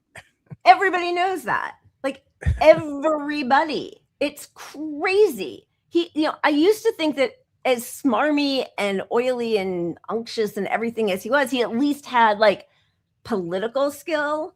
He is ridiculous. He's so out of touch. Look, how about this? The next day, this is his comms team. Retweet if you miss having a vice president who is respected around the world. Yeah. Joy, I think you just nailed it. It's that his people are the most institutionalized people within the Democratic Party. And a lot of them are true believers because they got elevated to these positions. So his consultants, and no one is going to be more beholden to Democratic consultants than this guy. Yeah. So they truly think, they get up every day and they do cry that it's not Kamala, and they do think Hillary's emails and tweet about it still. Hillary was right about everything. Right. So those people are believers, but strategically it's the dumbest move on earth. I mean, just so out of touch. And then the other thing, they did this with the Lincoln Project, Never Trump Republicans, welcomed them into the fold. Then they siphoned off money that could have gone to the actual politicians as well. It was such a scam. All the consultants got rich off of it, but none of that money went to people. Made millions of dollars from all of the liberals who thought that they were going to be helpful in swaying voters. I mean, truly, the blind leading the blind. So, there's been all of this focus right now on Hasan Piker, which it just feels like a completely, created outrage, right? Like, they go back and forth from saying like, there was the line in the, I think the Atlantic article that we showed on Thursday that David Frum had like asked Claude or ChatGPT how many viewers Hasan has at a time. I mean, he streams for like 8 or 10 hours a day. And it said 36,000. I mean, he has millions of followers, right? He's been profiled even in the pages of, the New York Times, and he's being brought on to even CNN or whatever, corporate media. So at the same time that they are railing against him for having so much influence over young Democrats, whom they pretend to want to bring into the party, right? That was the whole lesson after 2024. We got to get a Joe Rogan to the left. So now you got it, and you are shunning him, calling him anti-Semitic, disparaging candidates who are on the left, of course, who are either rallying with him or going on his show, but then at the same time claiming that he really doesn't have any influence at all because he only has 36,000 views, which shows that David Frum has no idea how this whole thing works. It's like Schrodinger's Hasan Piker. Yeah, these they know it works. They know he's got influence. That's why they fabricated this whole attack. But again, you're attacking popular person with popular opinions and thinking that's a good strategy. And to say that by association you're bad because you're linking up with the guy who's totally on board with what the public thinks says more about you than it does him every time. Yeah. And of course it's all, you know, third way types of people who just recently said this. At some point, stop purity testing things and get to the point where so-and-so is a great TikToker or a movie star or a Barstool sports person. We got to go find those people and we got to communicate to them. So take that risk. Don't be scared of anybody that's going to say, you can't do that. And there are a lot of people that are doing that well right now and that are taking risks. And who he is talking about is Gavin Newsom reaching out to Charlie Kirk. Right. That's it. That's it. It's always to the right. It's okay if Yeah. you're friends with somebody who does genocide or thinks all Muslims are evil or doesn't want you to have health care. It's always okay to attack that way or to parade around with Liz Cheney and Dick Cheney. And look, I occasionally I'll make the argument that I wouldn't allow people in circles speaking with me. You know, I wouldn't want to be in solidarity with some people that I disagree with. But I think as a politician, you have a different standard. Your standard is to convince people of your ideas. Yes, of so course. You should be especially willing to go into the lion's den and fight as the sole viewer with lefty policy. You're trying to convince people and get the most votes possible, not changing your ideology. You need to be like, you know, I mean, and again, I know I always have this disclaimer, we're all beyond Bernie, blah, blah, blah. He went on to a Fox News town hall and got a standing ovation from a Fox chosen crowd. They loved him. They loved him. And the people that they're like, oh, the Joe Rogan of the left, Joe Rogan was on, he's, you know, he doesn't have an ideology. He doesn't understand. He has no concept of history or what it all means, but he wanted Bernie. And the people who, you know, like what's the guy's name who's on the show? He has like the Hitler mustache and the pushed back, greasy hair. Schultz, Tony Schultz. Oh, right. Yeah. They had in that, what is it, the hang or something, I can't remember, the flagrant, they had Trump on, right? And they totally normalized this buffoon racist reality TV show host because they believed what he said, because they also have no concept of what all of this really means. But now they're talking about Bernie. Like, you can convince people, right? And these people are fine with it, actually, as long as it's always to the right, as long as it is never Trump Republicans, they are fine with it. Well, that's where the rubber hits the road. It's like, what is Hasan? He's a Joe Rogan kind of guy. You bring him on, he has his views. The difference is he's a pretty firm socialist, moderate socialist, I would call it, moderate socialist, right? Like, I think I'm left of him. I disagree on some stuff. But to say that somehow he's some toxic figure, if you're going to be pretending you're the big tent party and your own fucking intel said we lost because we don't fucking reach out to the left, and you attack the biggest possible bridge to lefty young people, is idiotic. But we know because they can't even pretend to be left anymore. So they just have to vilify anyone with left views. I mean, it is despicable. It's despicable. And then who is it who put out the thing? I can't find it anywhere. Shoot. Oh no, this. Okay, this is so crazy to me. Shannon Watts, is she mother? No, she's not Mothers Against Drunk Driving. She's gun control. Mothers Against Guns. I don't know what the acronym is. She's a big, lib person. Hasan Piker says he'll vote for a third-party candidate if the Democratic nominee is Gavin Newsom. Reminder, Piker is not I'm adding this, real Democrat, but a millionaire who makes money by fomenting political discord. Thanks for weighing in, you moron. First of all, a lot of people don't want to vote for anybody. I don't care if somebody's a real Democrat or not.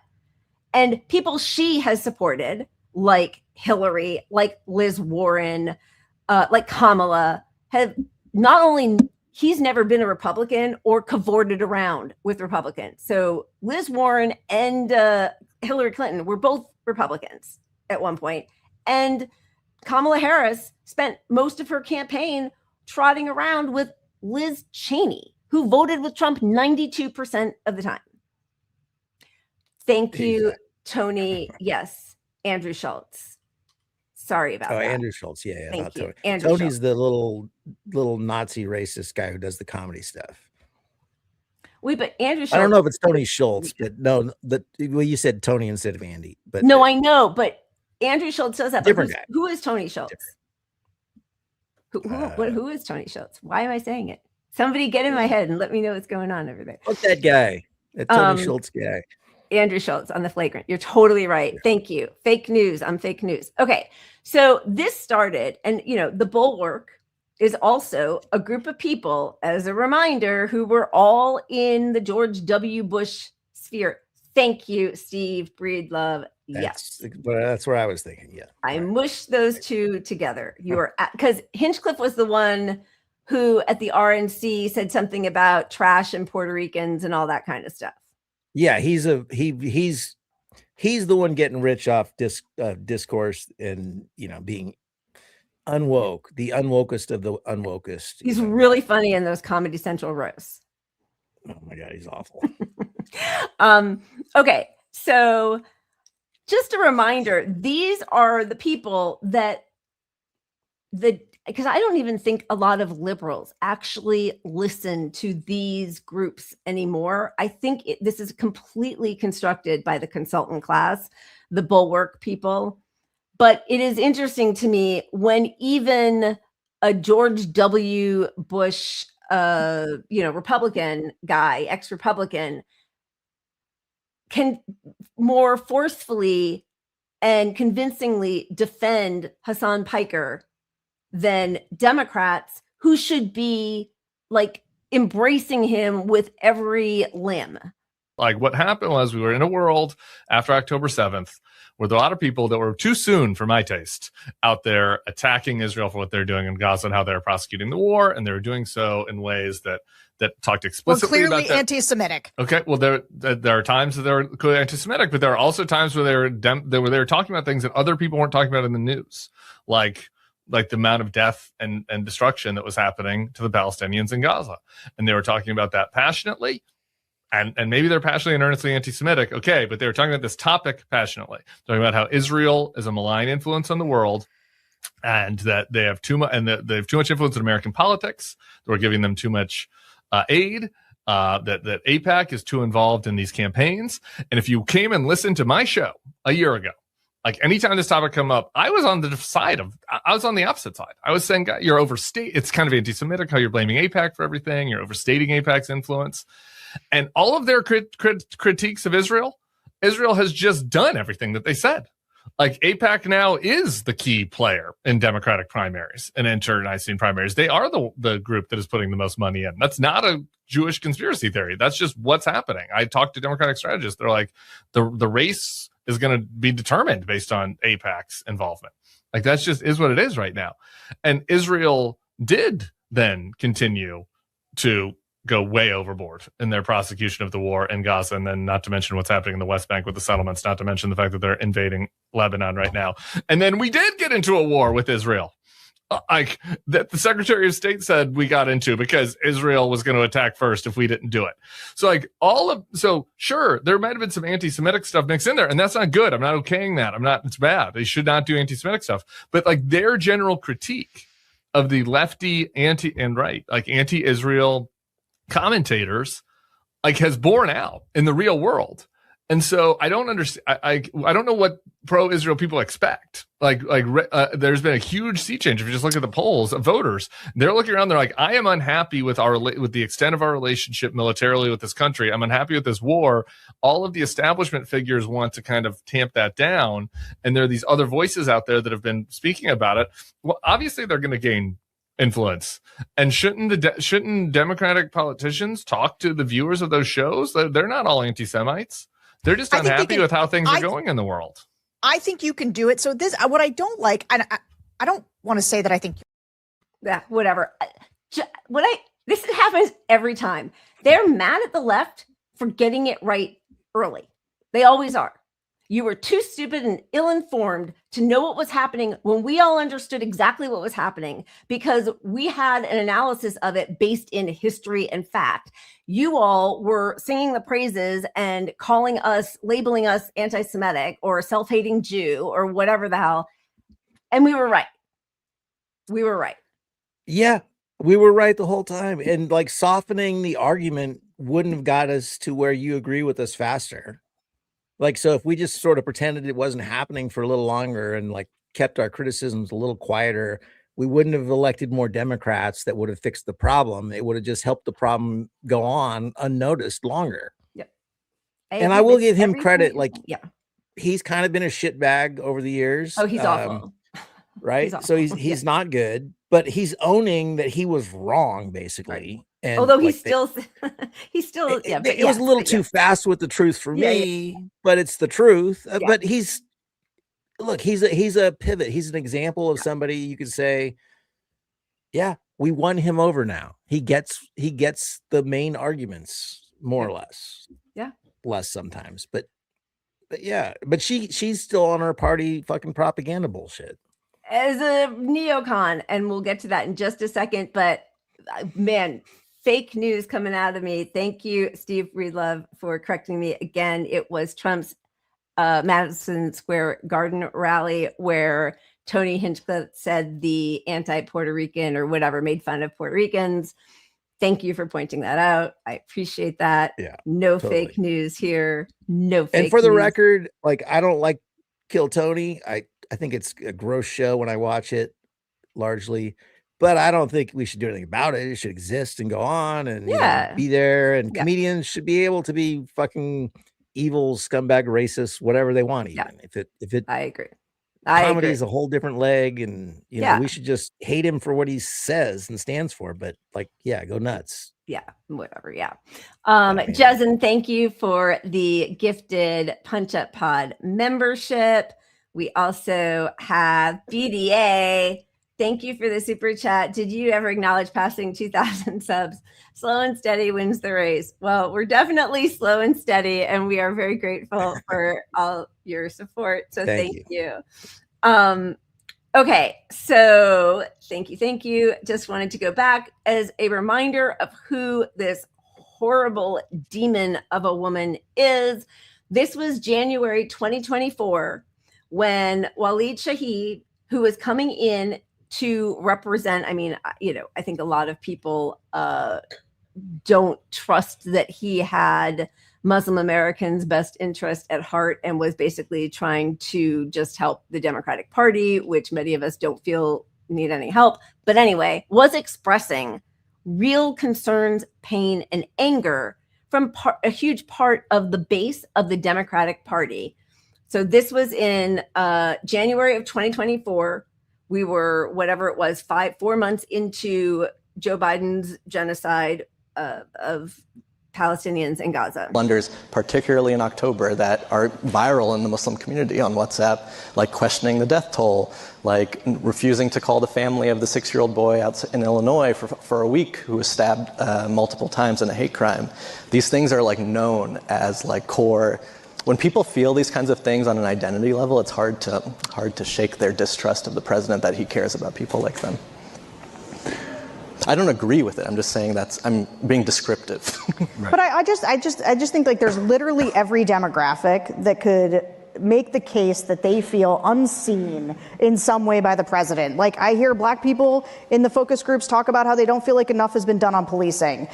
Every Republican who voted for Biden feels betrayed by the fact that he's been too accommodating to progressives. I mean, I just like literally everybody has a reason to be mad at him. And the question is are you going to have a temper tantrum in the face of Is every group going to just like be like, I'm not voting for this guy because of Trump? Because I think that's what they did in 2016. And that's how you got him. And the thing is everybody knows now you can get him and what it's like when you do.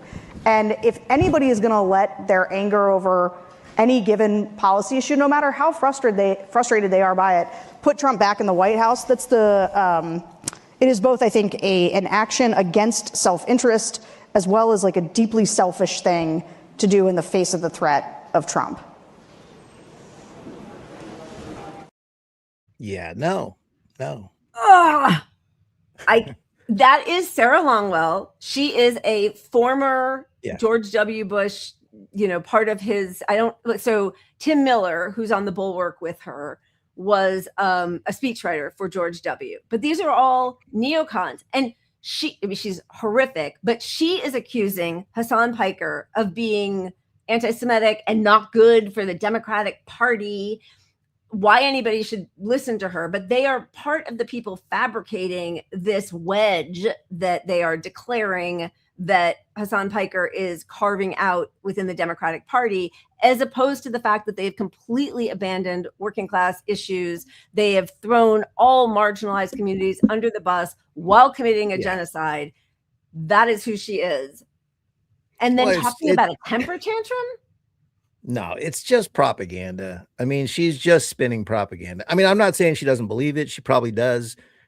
You could sense the aggrievement, like the Hillary supporter that will go to their grave but my emails bullshit. But at the end of the day, there's no logic. Like, she could spend her time at all these functions critiquing the Democratic Party for not meeting the voters where they are, which is what you should be doing. Because if you are aggrieved because of your particular demographic or issue, like, okay, tell us how something is going to change within the Democratic Party in the next election, not this little cartoon version of just, oh, you're going to just go home. You're just going to take the ball and go home. That's what they always say. They don't say it to the billionaires.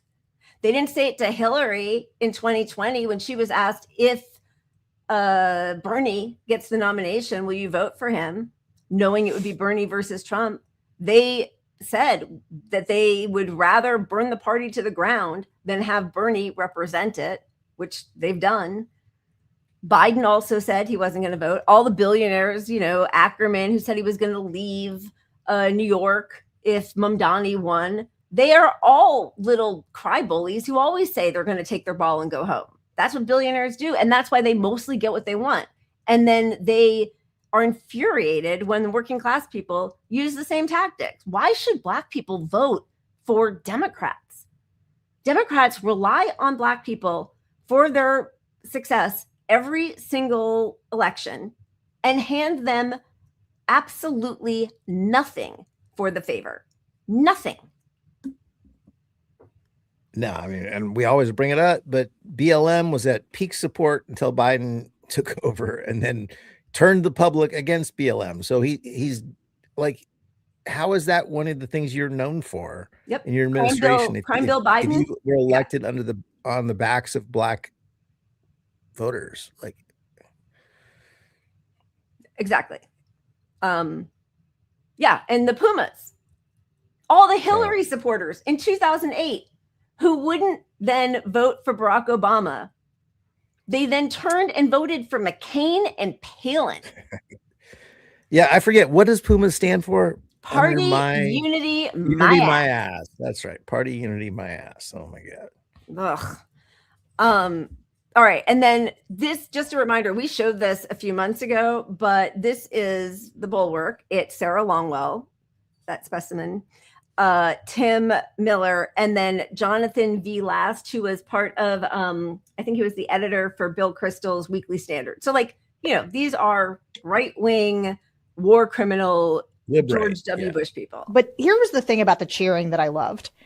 Speaking of Stonewall, but also I think it's amazing when you get 75,000 presumably libs on the ellipse, and she's like, "We're gonna have the most lethal fighting force," and people are like, "Yeah," and she's like, "And we're gonna secure the border," and people are like, "Yeah," and I was just like, "This is," and she's, you know, we are gonna be leaders in the world, and we're not gonna let these guys push us around. And I was like, man, the world's really changed. Did the neocons just take over the Democratic Party?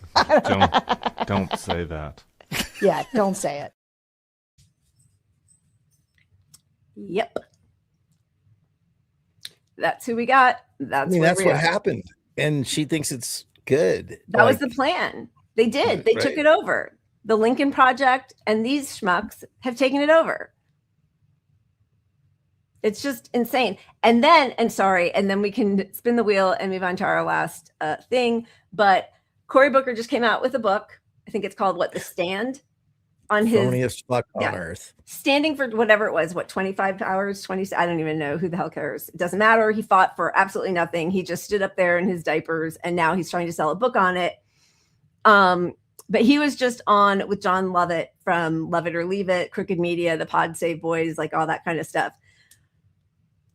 And here he is doing exactly what his handler tells him to do on Hasan Piker. Through your office, you said, and it's just one person, but it's part of a large group of, I think, people that have this point of view, that you wouldn't say go on like Hasan Piker's stream because he's said some heinous and stupid shit in the past. But to me, I would expect you'd be like chomping at the bit to say, you know what, of course I'm going to go there because I want to represent this point of view in a place that doesn't normally hear it. And I want to talk about the ways in which I think some of the things he said are offensive. The same way you might want to go confront somebody on Fox News, or you've met with, talked to Newt Gingrich and he said crazy shit in the past too. So maybe part of the way out of this is for someone like you to go to those spaces, even if there have been things that are offensive to people. Yeah. So first of all, somehow we're having a much more deeper and personal conversation than I thought. So I'm going to be very candid with you. Gotcha. Got me, but in a very good way. I always want to talk to you about deep things. No, I appreciate that, and that's why I appreciate you, frankly. So here's the candor. I had no idea who this person was until a few days ago.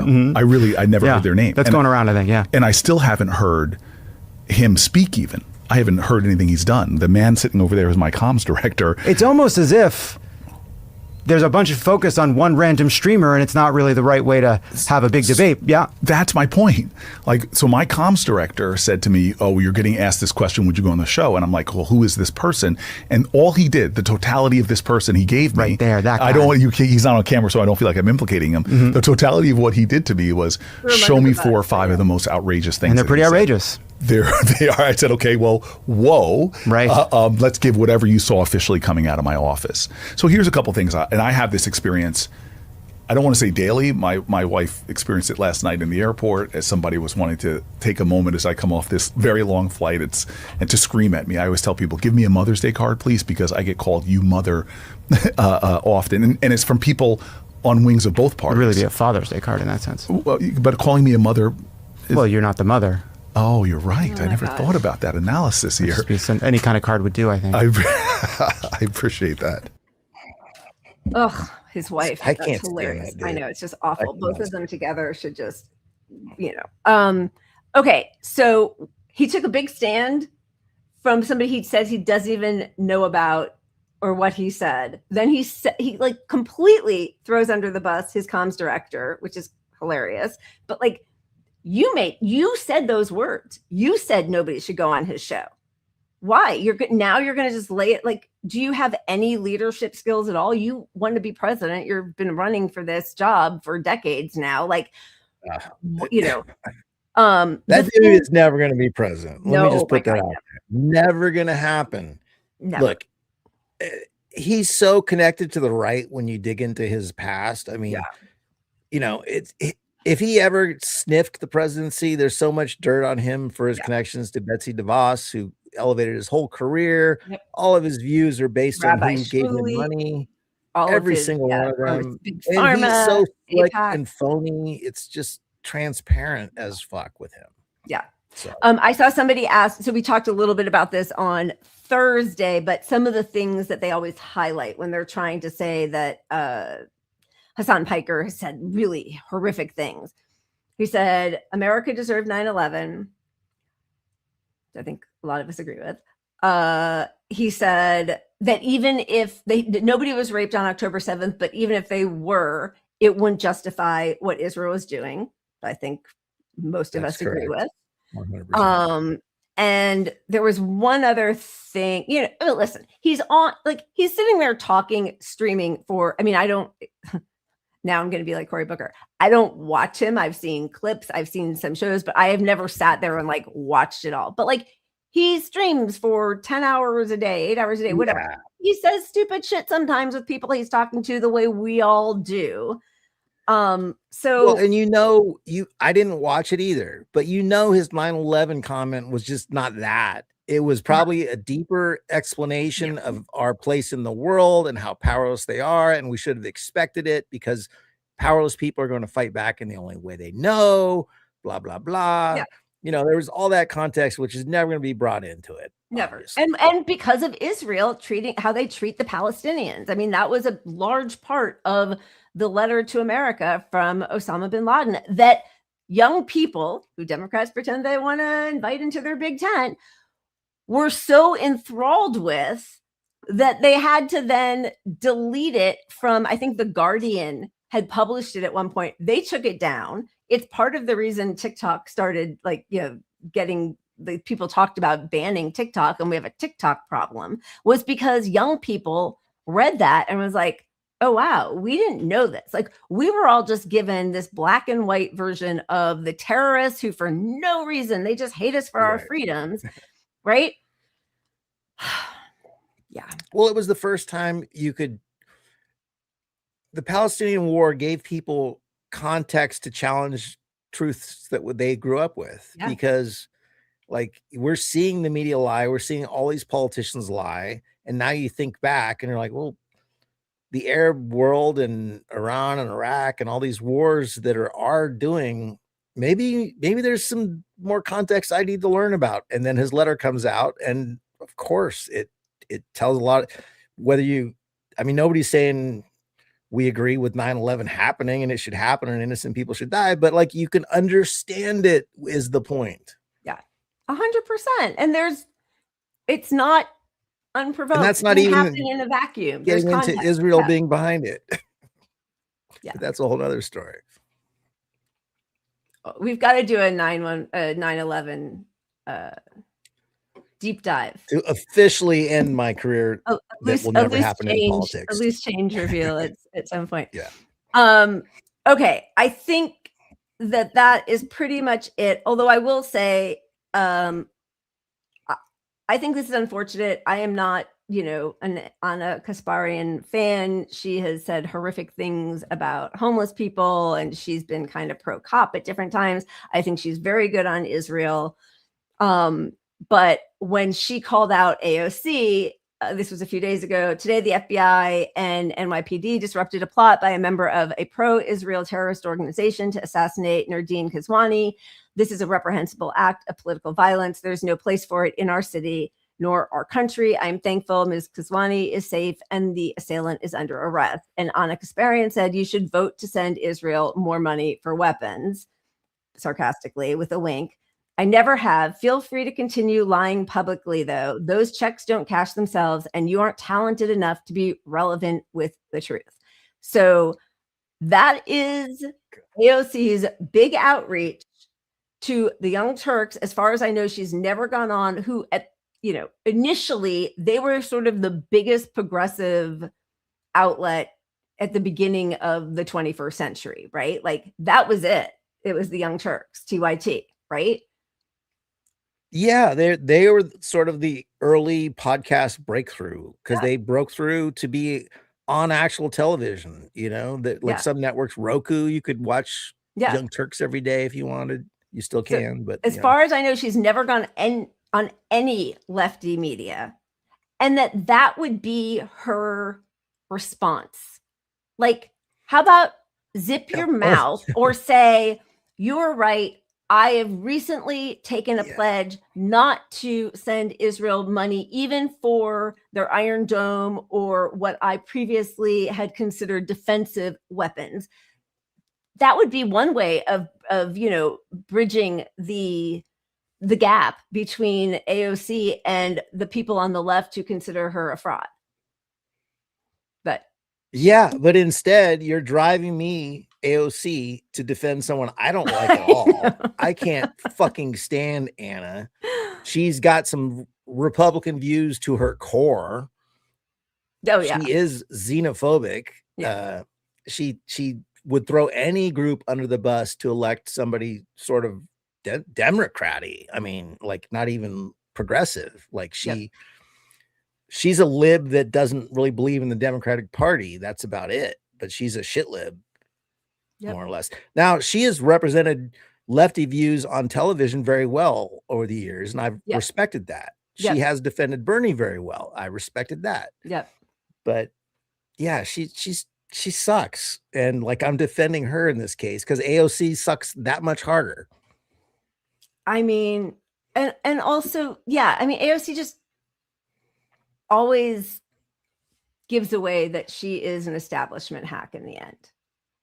Like, and that's something I will hand to somebody like Ro Khanna. He goes on lots of different people's, channels and platforms, and he'll talk to anybody. And why wouldn't she go on the very shows that were pushing her throughout her whole campaign?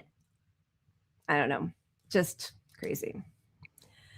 All right. Let's oh wow, you guys, thank you.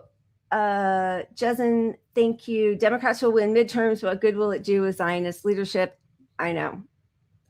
It's gonna suck because they're just sitting back, letting the world burn and cashing in. They're holding us all like they're terrorists. We're their hostages.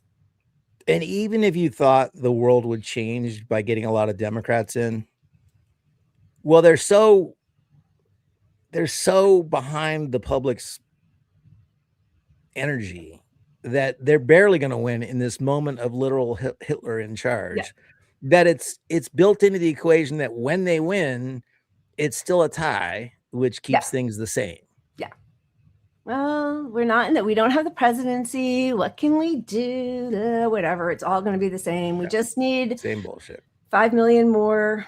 Thank you, Jezen. Thank you, Citizen Bendejo. Dems can be rated easier than Republicans, right, for takeover. I mean, that I do think is true, which is why we spend so much time on them, because it does feel like if there's any chance electorally to change, or anybody who is, like, even just the fact that AOC now says that she won't send arms to Israel, even defensive arms, that is a change. I mean, we'll see what happens. Like, obviously she's still malleable, but like that wouldn't happen on the Republican side.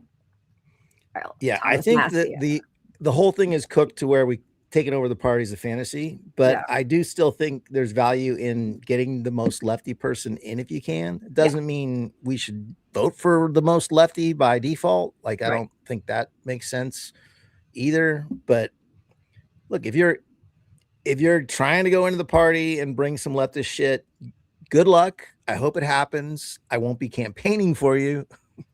I won't give you $1. But go nuts. We'll be on the outside doing our thing. Yeah, exactly. But she can't even pretend. That's what's so pathetic. Thank you, Piano Man, super sticker. Thank you so much. I have no hope for any of these people, but the fact that she is not even able to have a conversation with people whom she is ostensibly on the same side as is insane. I mean, I mean, the reason, we saw her foreign policy debut and how that went. Yeah, it was better than Gretchen Whitmer's, though. Gotta say. The AOC for president shit cannot be held up to scrutiny because she's not a deep thinker on any of this shit. Yeah. She latched on to Bernie's economic policy, which is fucking obvious and easy to understand. Right. But that's what she's got going for her. That's it. And she's proven she doesn't fight for it. She doesn't fight for it. And also, you're going to it wasn't Davos, it was in Berlin, right? You're going there knowing this is you in the world stage to talk about foreign policy, and you didn't read up on anything. Like, what are you doing? Oh no, wait, sorry. I mean, I don't really care, but I'm sort of curious. Wait, sorry, wrong thing. AOC changed her mind again. She said she will vote to send defensive weapons to Israel. I didn't see that. I have to look, but that's shocker. Kind of crazy. Just one more time. One more. In a $1 trillion bill, probably, that cuts Medicare or something, you know. All right. Before we get to the last travesty, let's spin the wheel. Oh, there we go.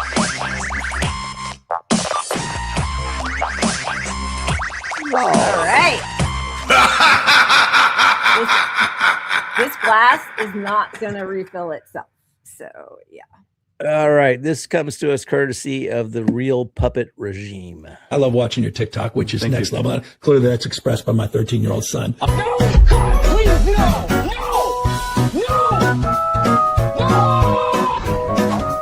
We do not need any help in the Strait of Hormuz. Yeah, we are glad to hear this, sir. Yeah, same here. We do need help in the Strait of Hormuz. But you just said you did not. We did not until you said you wouldn't. Also, you did not ask us when you did, and you are asking us now that you don't? German is so confusing. Anyway, I changed my mind. The help is on the way very strongly. What? Is the help in the room avec nous right now? Very cute. So this is how you treat us after we spent all those years protecting you because you're so stupid and weak? Hormuz is a simple problem that can be solved very safely. So only a totally stupid country would not be able to solve it alone, huh? Exactly. Oh, I see what you did there. Very clever. Hey, Pete, how much help are we going to need to take Greenland?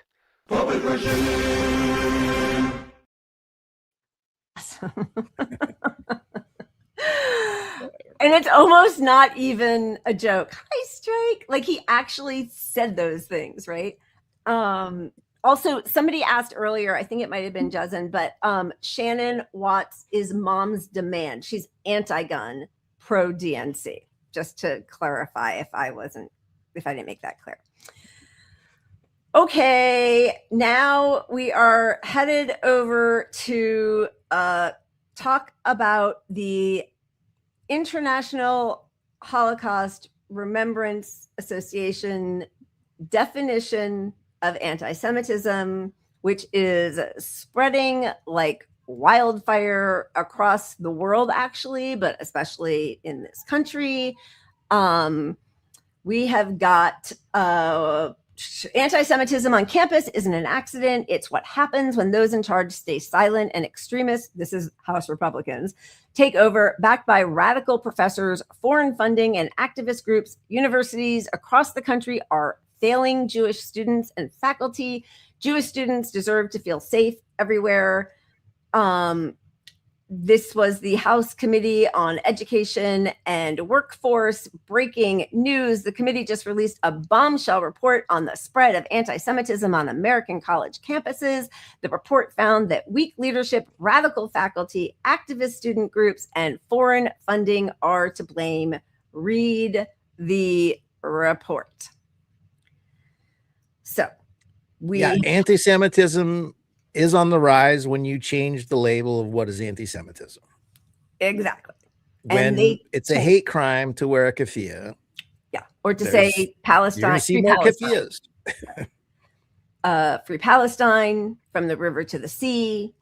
These are all considered instances of anti-Semitism under the new ADL and their adherence to a very strict definition use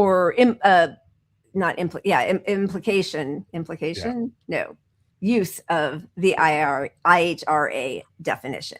Right. So, it's all obviously ridiculous, but you got to understand this is the same group that is so serious about their mission that Elon Musk Nazi signals were not Nazi salutes. It was awkward. It was that a little bit of an awkward complicated. gesture.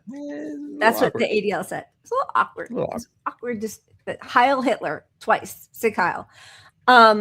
Okay, so this is just a quick roundup of some of the institutions that have caved to this Roundup, like the Jews. That's an anti-Semitism. By the way, yeah, you just did an anti-Semitism. Will you hide me? The way Christians in Lebanon are being told by Israel, "Don't hide Muslims. We're coming for you."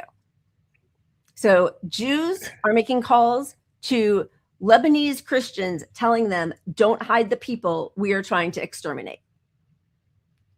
I mean, how full circle can you get? Yeah. Where is Sheryl Sandberg? All right, here we go. IHRA definition passed at UCSD. That was 2021.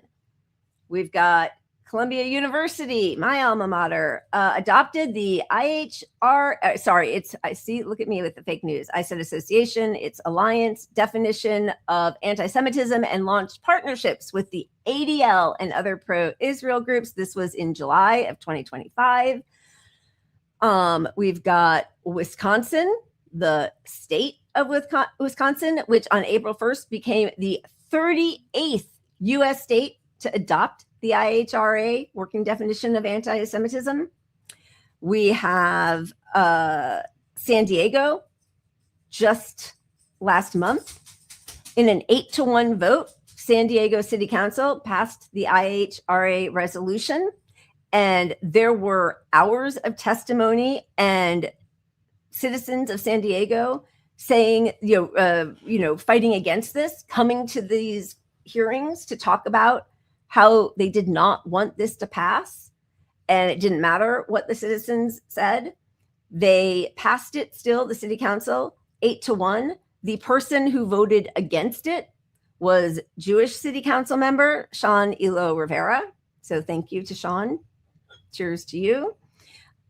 We have now Texas State University getting rid of a tenure-track assistant professor of philosophy. He is now suing them for violating his constitutional rights. They told him his contract would be terminated in May because of complaints about a talk he gave last year on the Israeli-Palestinian conflict off campus in another state where a fight broke out.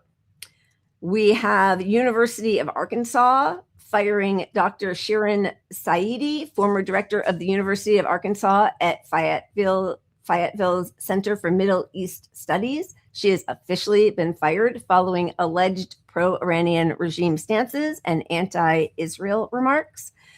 We have University of Washington firing Arya Fani, an Iranian-American associate professor of Persian studies, fired from his role as the director of Middle East Center after sending a group email criticizing Israel.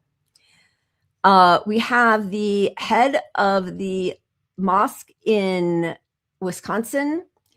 Attorneys for Saleh Sarsour, a Palestinian-born legal permanent resident, say the immigration arrest was motivated by their client's criticism of Israel. He is the president of Wisconsin's largest mosque. So that's where we are. What is the United States? What is free speech? We are seeing the total destruction of everything the U.S. pretends to stand for, and it's being done in the name of Zionism. And I truly think a lot of these lawsuits are going to win across the country, which is going to increase the number of lawsuits. I mean, because it's such a clear violation of your First Amendment rights. Like, it's not even debatable, really, that this is all unconstitutional. And you could be a private institution, but to say that the gentleman who gave an off-campus speech in another state, doesn't have the right to do that under free speech. Like, yes, you represent your institution somewhat, but he has free speech. And like, when your expertise is an issue, and you are like, if you're a Palestinian expert, like you were hired for that role, and you're just looking at the institution not liking his views on that in a lot of cases. So all these colleges are going to lose their ass, is my point. They're going to lose all these cases.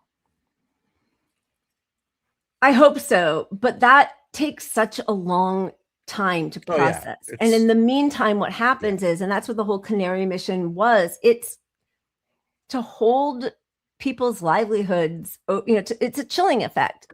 Just shut up and take it, or you're going to lose the little holding you have in a country that is quickly becoming, filled with people who are in poverty. So make your choice. I mean, that is what they, that's what they are. That's the intention. And listen, you see all of these liberals who are like, oh, where are all the protesters now that Trump is here and still doing a genocide? Where did all the protesters go? Your administration, your regime was in charge at the beginning of the genocide and oversaw the bashing of heads and the arresting of, hundreds of college student protesters. So shut them up. Majority of the bullshit suppressing our free speech was under Biden. Yeah. The majority of it. Like he and Trump came in having free will to be at least as cruel as Biden because he's openly cruel. Yeah, exactly. So that guy who is the president of the largest mosque in Wisconsin, who is a revered community member, does mutual aid, is part of life there, once threw a Molotov cocktail when he was Palestinian born, when he was in Palestine, against a fucking genocidal apartheid terrorist regime. So, that makes him a terrorist. And ICE rounded him up. And then, of course, because no labels, it's the same as Third Way, is upset that AOC, and apparently now I have to go read and see, but she's reversed some of this. But when she said that she would oppose all Israel aid, but also that she would reject the IHRA definition that she voted to approve, by the way, earlier, but that she would now, reject it. Every voter should understand how reckless this is. Every congressperson of good conscience should denounce it. Israel, the one democracy, the most moral army in the Middle East, is our strongest ally. They're destroying us. And they have been fighting for years to defeat terrorists who hate America. You can disagree with Israel's actions, but to suggest America should stop providing defensive weapons is the same thing as saying we should stop protecting innocent civilians from being hit by rockets. Whatever. Fuck them. Okay. Two things. Or there's the logic of if you give them defensive money, they can spend more of their own money on the offensive weapons. This is something everybody fucking understands. You support the war, or you don't.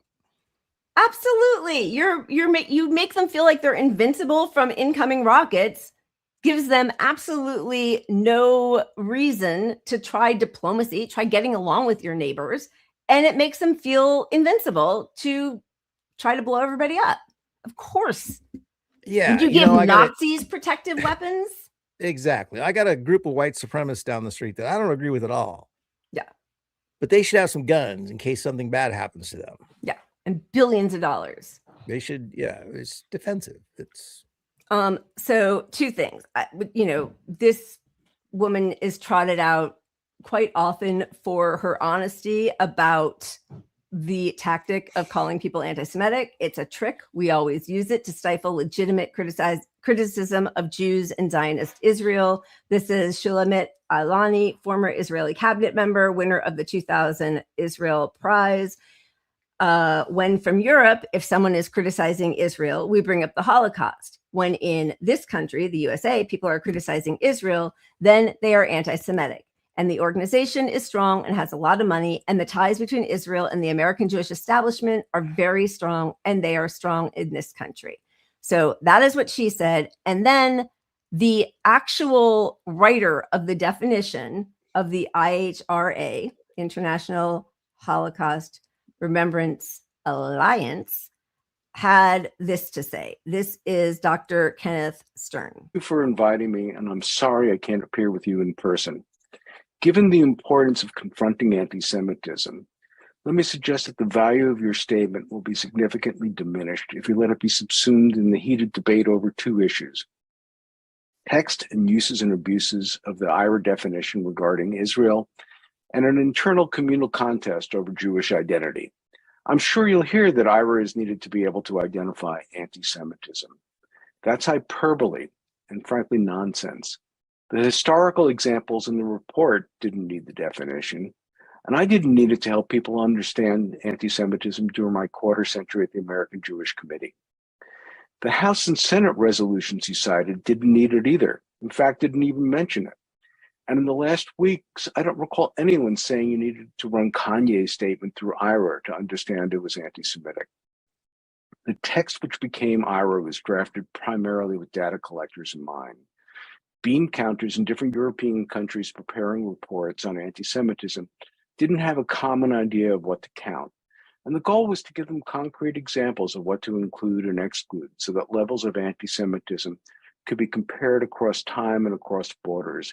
And there were examples about Israel because there was a correlation as opposed to a causation about certain types of speech about Israel and attacks on Jews. The purpose was to take a temperature, not to create a blunt instrument to label anyone an anti-Semite. Sadly, the definition hasn't been used in the ways intended. Around 2010, groups on the pro-Israel right started marrying Title VI of the Civil Rights Act of '64 with the definition, bringing cases alleging a civil rights violation predicated in part on things like what an Israel-related text a professor assigned, and what speakers were coming to campus, and what films were being shown. The major use of the definition has been to go after pro-Palestinian speech. As a Zionist, I don't agree with some of the speech complained about for sure, but it is political speech, and it should be answered, not suppressed or chilled by law. And the chilling effect actually worries me more than the cases. Administrators and faculty. So, I think, listen, whatever you think about him, he's a Zionist, whatever, but like even the person who wrote that definition, it wasn't about, oh, if you say this, you are an anti-Semite. It was, it's like data mining, honestly. It's like AI. Like that could be an indicator of an anti-Semite, right? But even he is warning against the chilling of free speech with people he disagrees with. Like that's what we are supposed to stand for in this country. Absolutely. And he brings up at the end, the point that matters is the chilling is more impactful to more people than the anti-Semitism. That doesn't mean anyone supports anti-Semitism. Doesn't mean there isn't real anti-Semitism. But if you look across the US, for example, you always had racist white supremacist groups with, they latch onto the swastika and they, hate Jews and all that stuff's real. That didn't change. But the country at large is not attacking Jewish people. Not at like it. Oh, like this is the safest that Jews have ever been, probably historically in this country. And there are no economic harms to you as a Jewish person, whereas every other group that is harmed has, economic, like just existing as a Black person, you're at a disability in the, in this country. And so like we all see that, like when over and over we're getting told how bad life is to a Jewish person, we're looking around like, are you kidding me? Like I know lots of Jewish people. Nobody's like, hey, you're the Jewish guy. That's a holy fuck. I think something of you because you're Jewish. You might have some beliefs, but nobody's like treating these people differently. Right. That in my experience, not in an institutional way, not globally, and institutionally, they are the biggest benefactors of our public policy. Yeah, and there are, of course, anti-Semitic acts, but they are highlighted and derided, and we talk about them. There is a ton of Muslim hatred and hatred against, institutionalized hatred and absolutely. And I mean, conspiracy in a true way of a system that is sublimating and harming Black and brown communities. Like that is actually happening. It is not happening to Jews in this country in 21st century America. So that is ridiculous. And yes, Josie, at the beginning of the Ukraine-Russia war, we highlighted there was the Molotov ladies, which they thought was so great, like the resistance. And also they accidentally put up the Palestinian girl whose name is escaping me right now, who slapped an IDF soldier and then, was shunted off to jail, some Israeli torture dungeon. But they thought that she was Ukrainian because she's blonde, and highlighted her as like resistant, and then realized and took it down. But yes, when some people do the Molotov cocktails or fight against, terrorist regimes, we decide that that's something that, we should praise. And then. Yeah.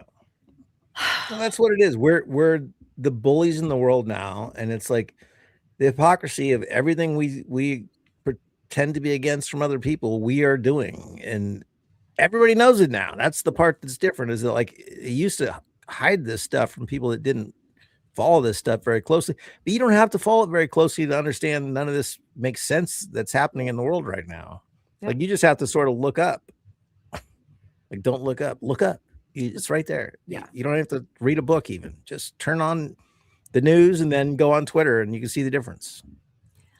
Yeah. And also that's why so many, billions of dollars, hundreds of millions are put into the dissemination of the propaganda and the Hezbollah, is because they know that they are defending something and trying to suppress speech that calls out the truth of what Israel is doing in the Middle East. So when you need that much money and focus and time to combat the truth, you're on the wrong side. Yeah, but Yes. all that money is just buying them fucking time, and they know it. It's not, they're not going to win us over.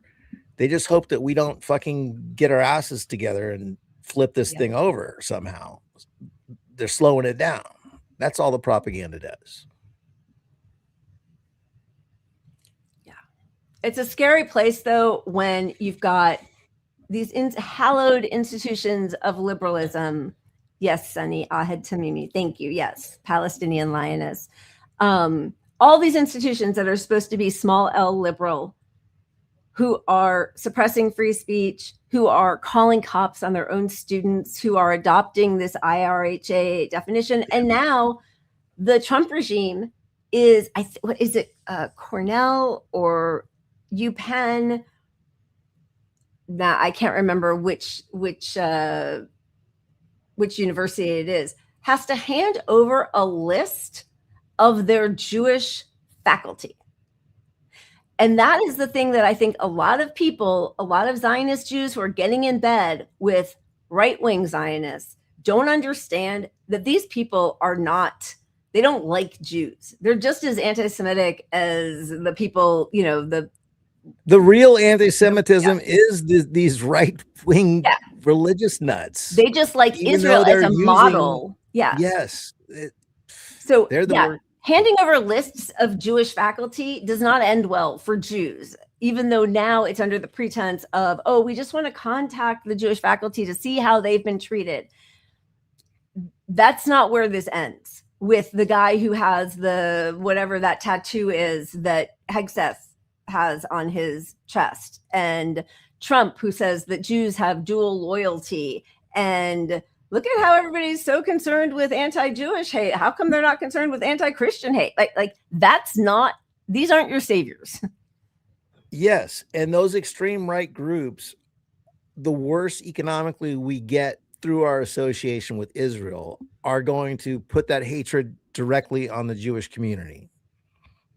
So it's working against the safety of all Jews in America every day that we support this war. And that we sublimate speech and conversation and discussion, even with people you don't agree with, and fight bad speech with good speech and truth, not by sublimating the truth and just pushing lies. I mean, it's just insanity. Thank you. Yes, you guys, the Crusader cross. That's exactly right. Okay. Oh my God, it's really late. Yes, it is. Do you have anything else you want to say?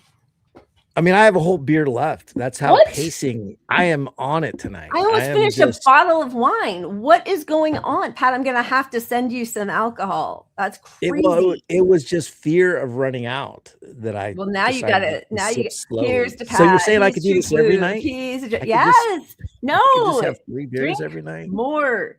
What? More. What? If less is more, just think about how much more is. And they're even like baby beers, low alcohol beers. Look at that.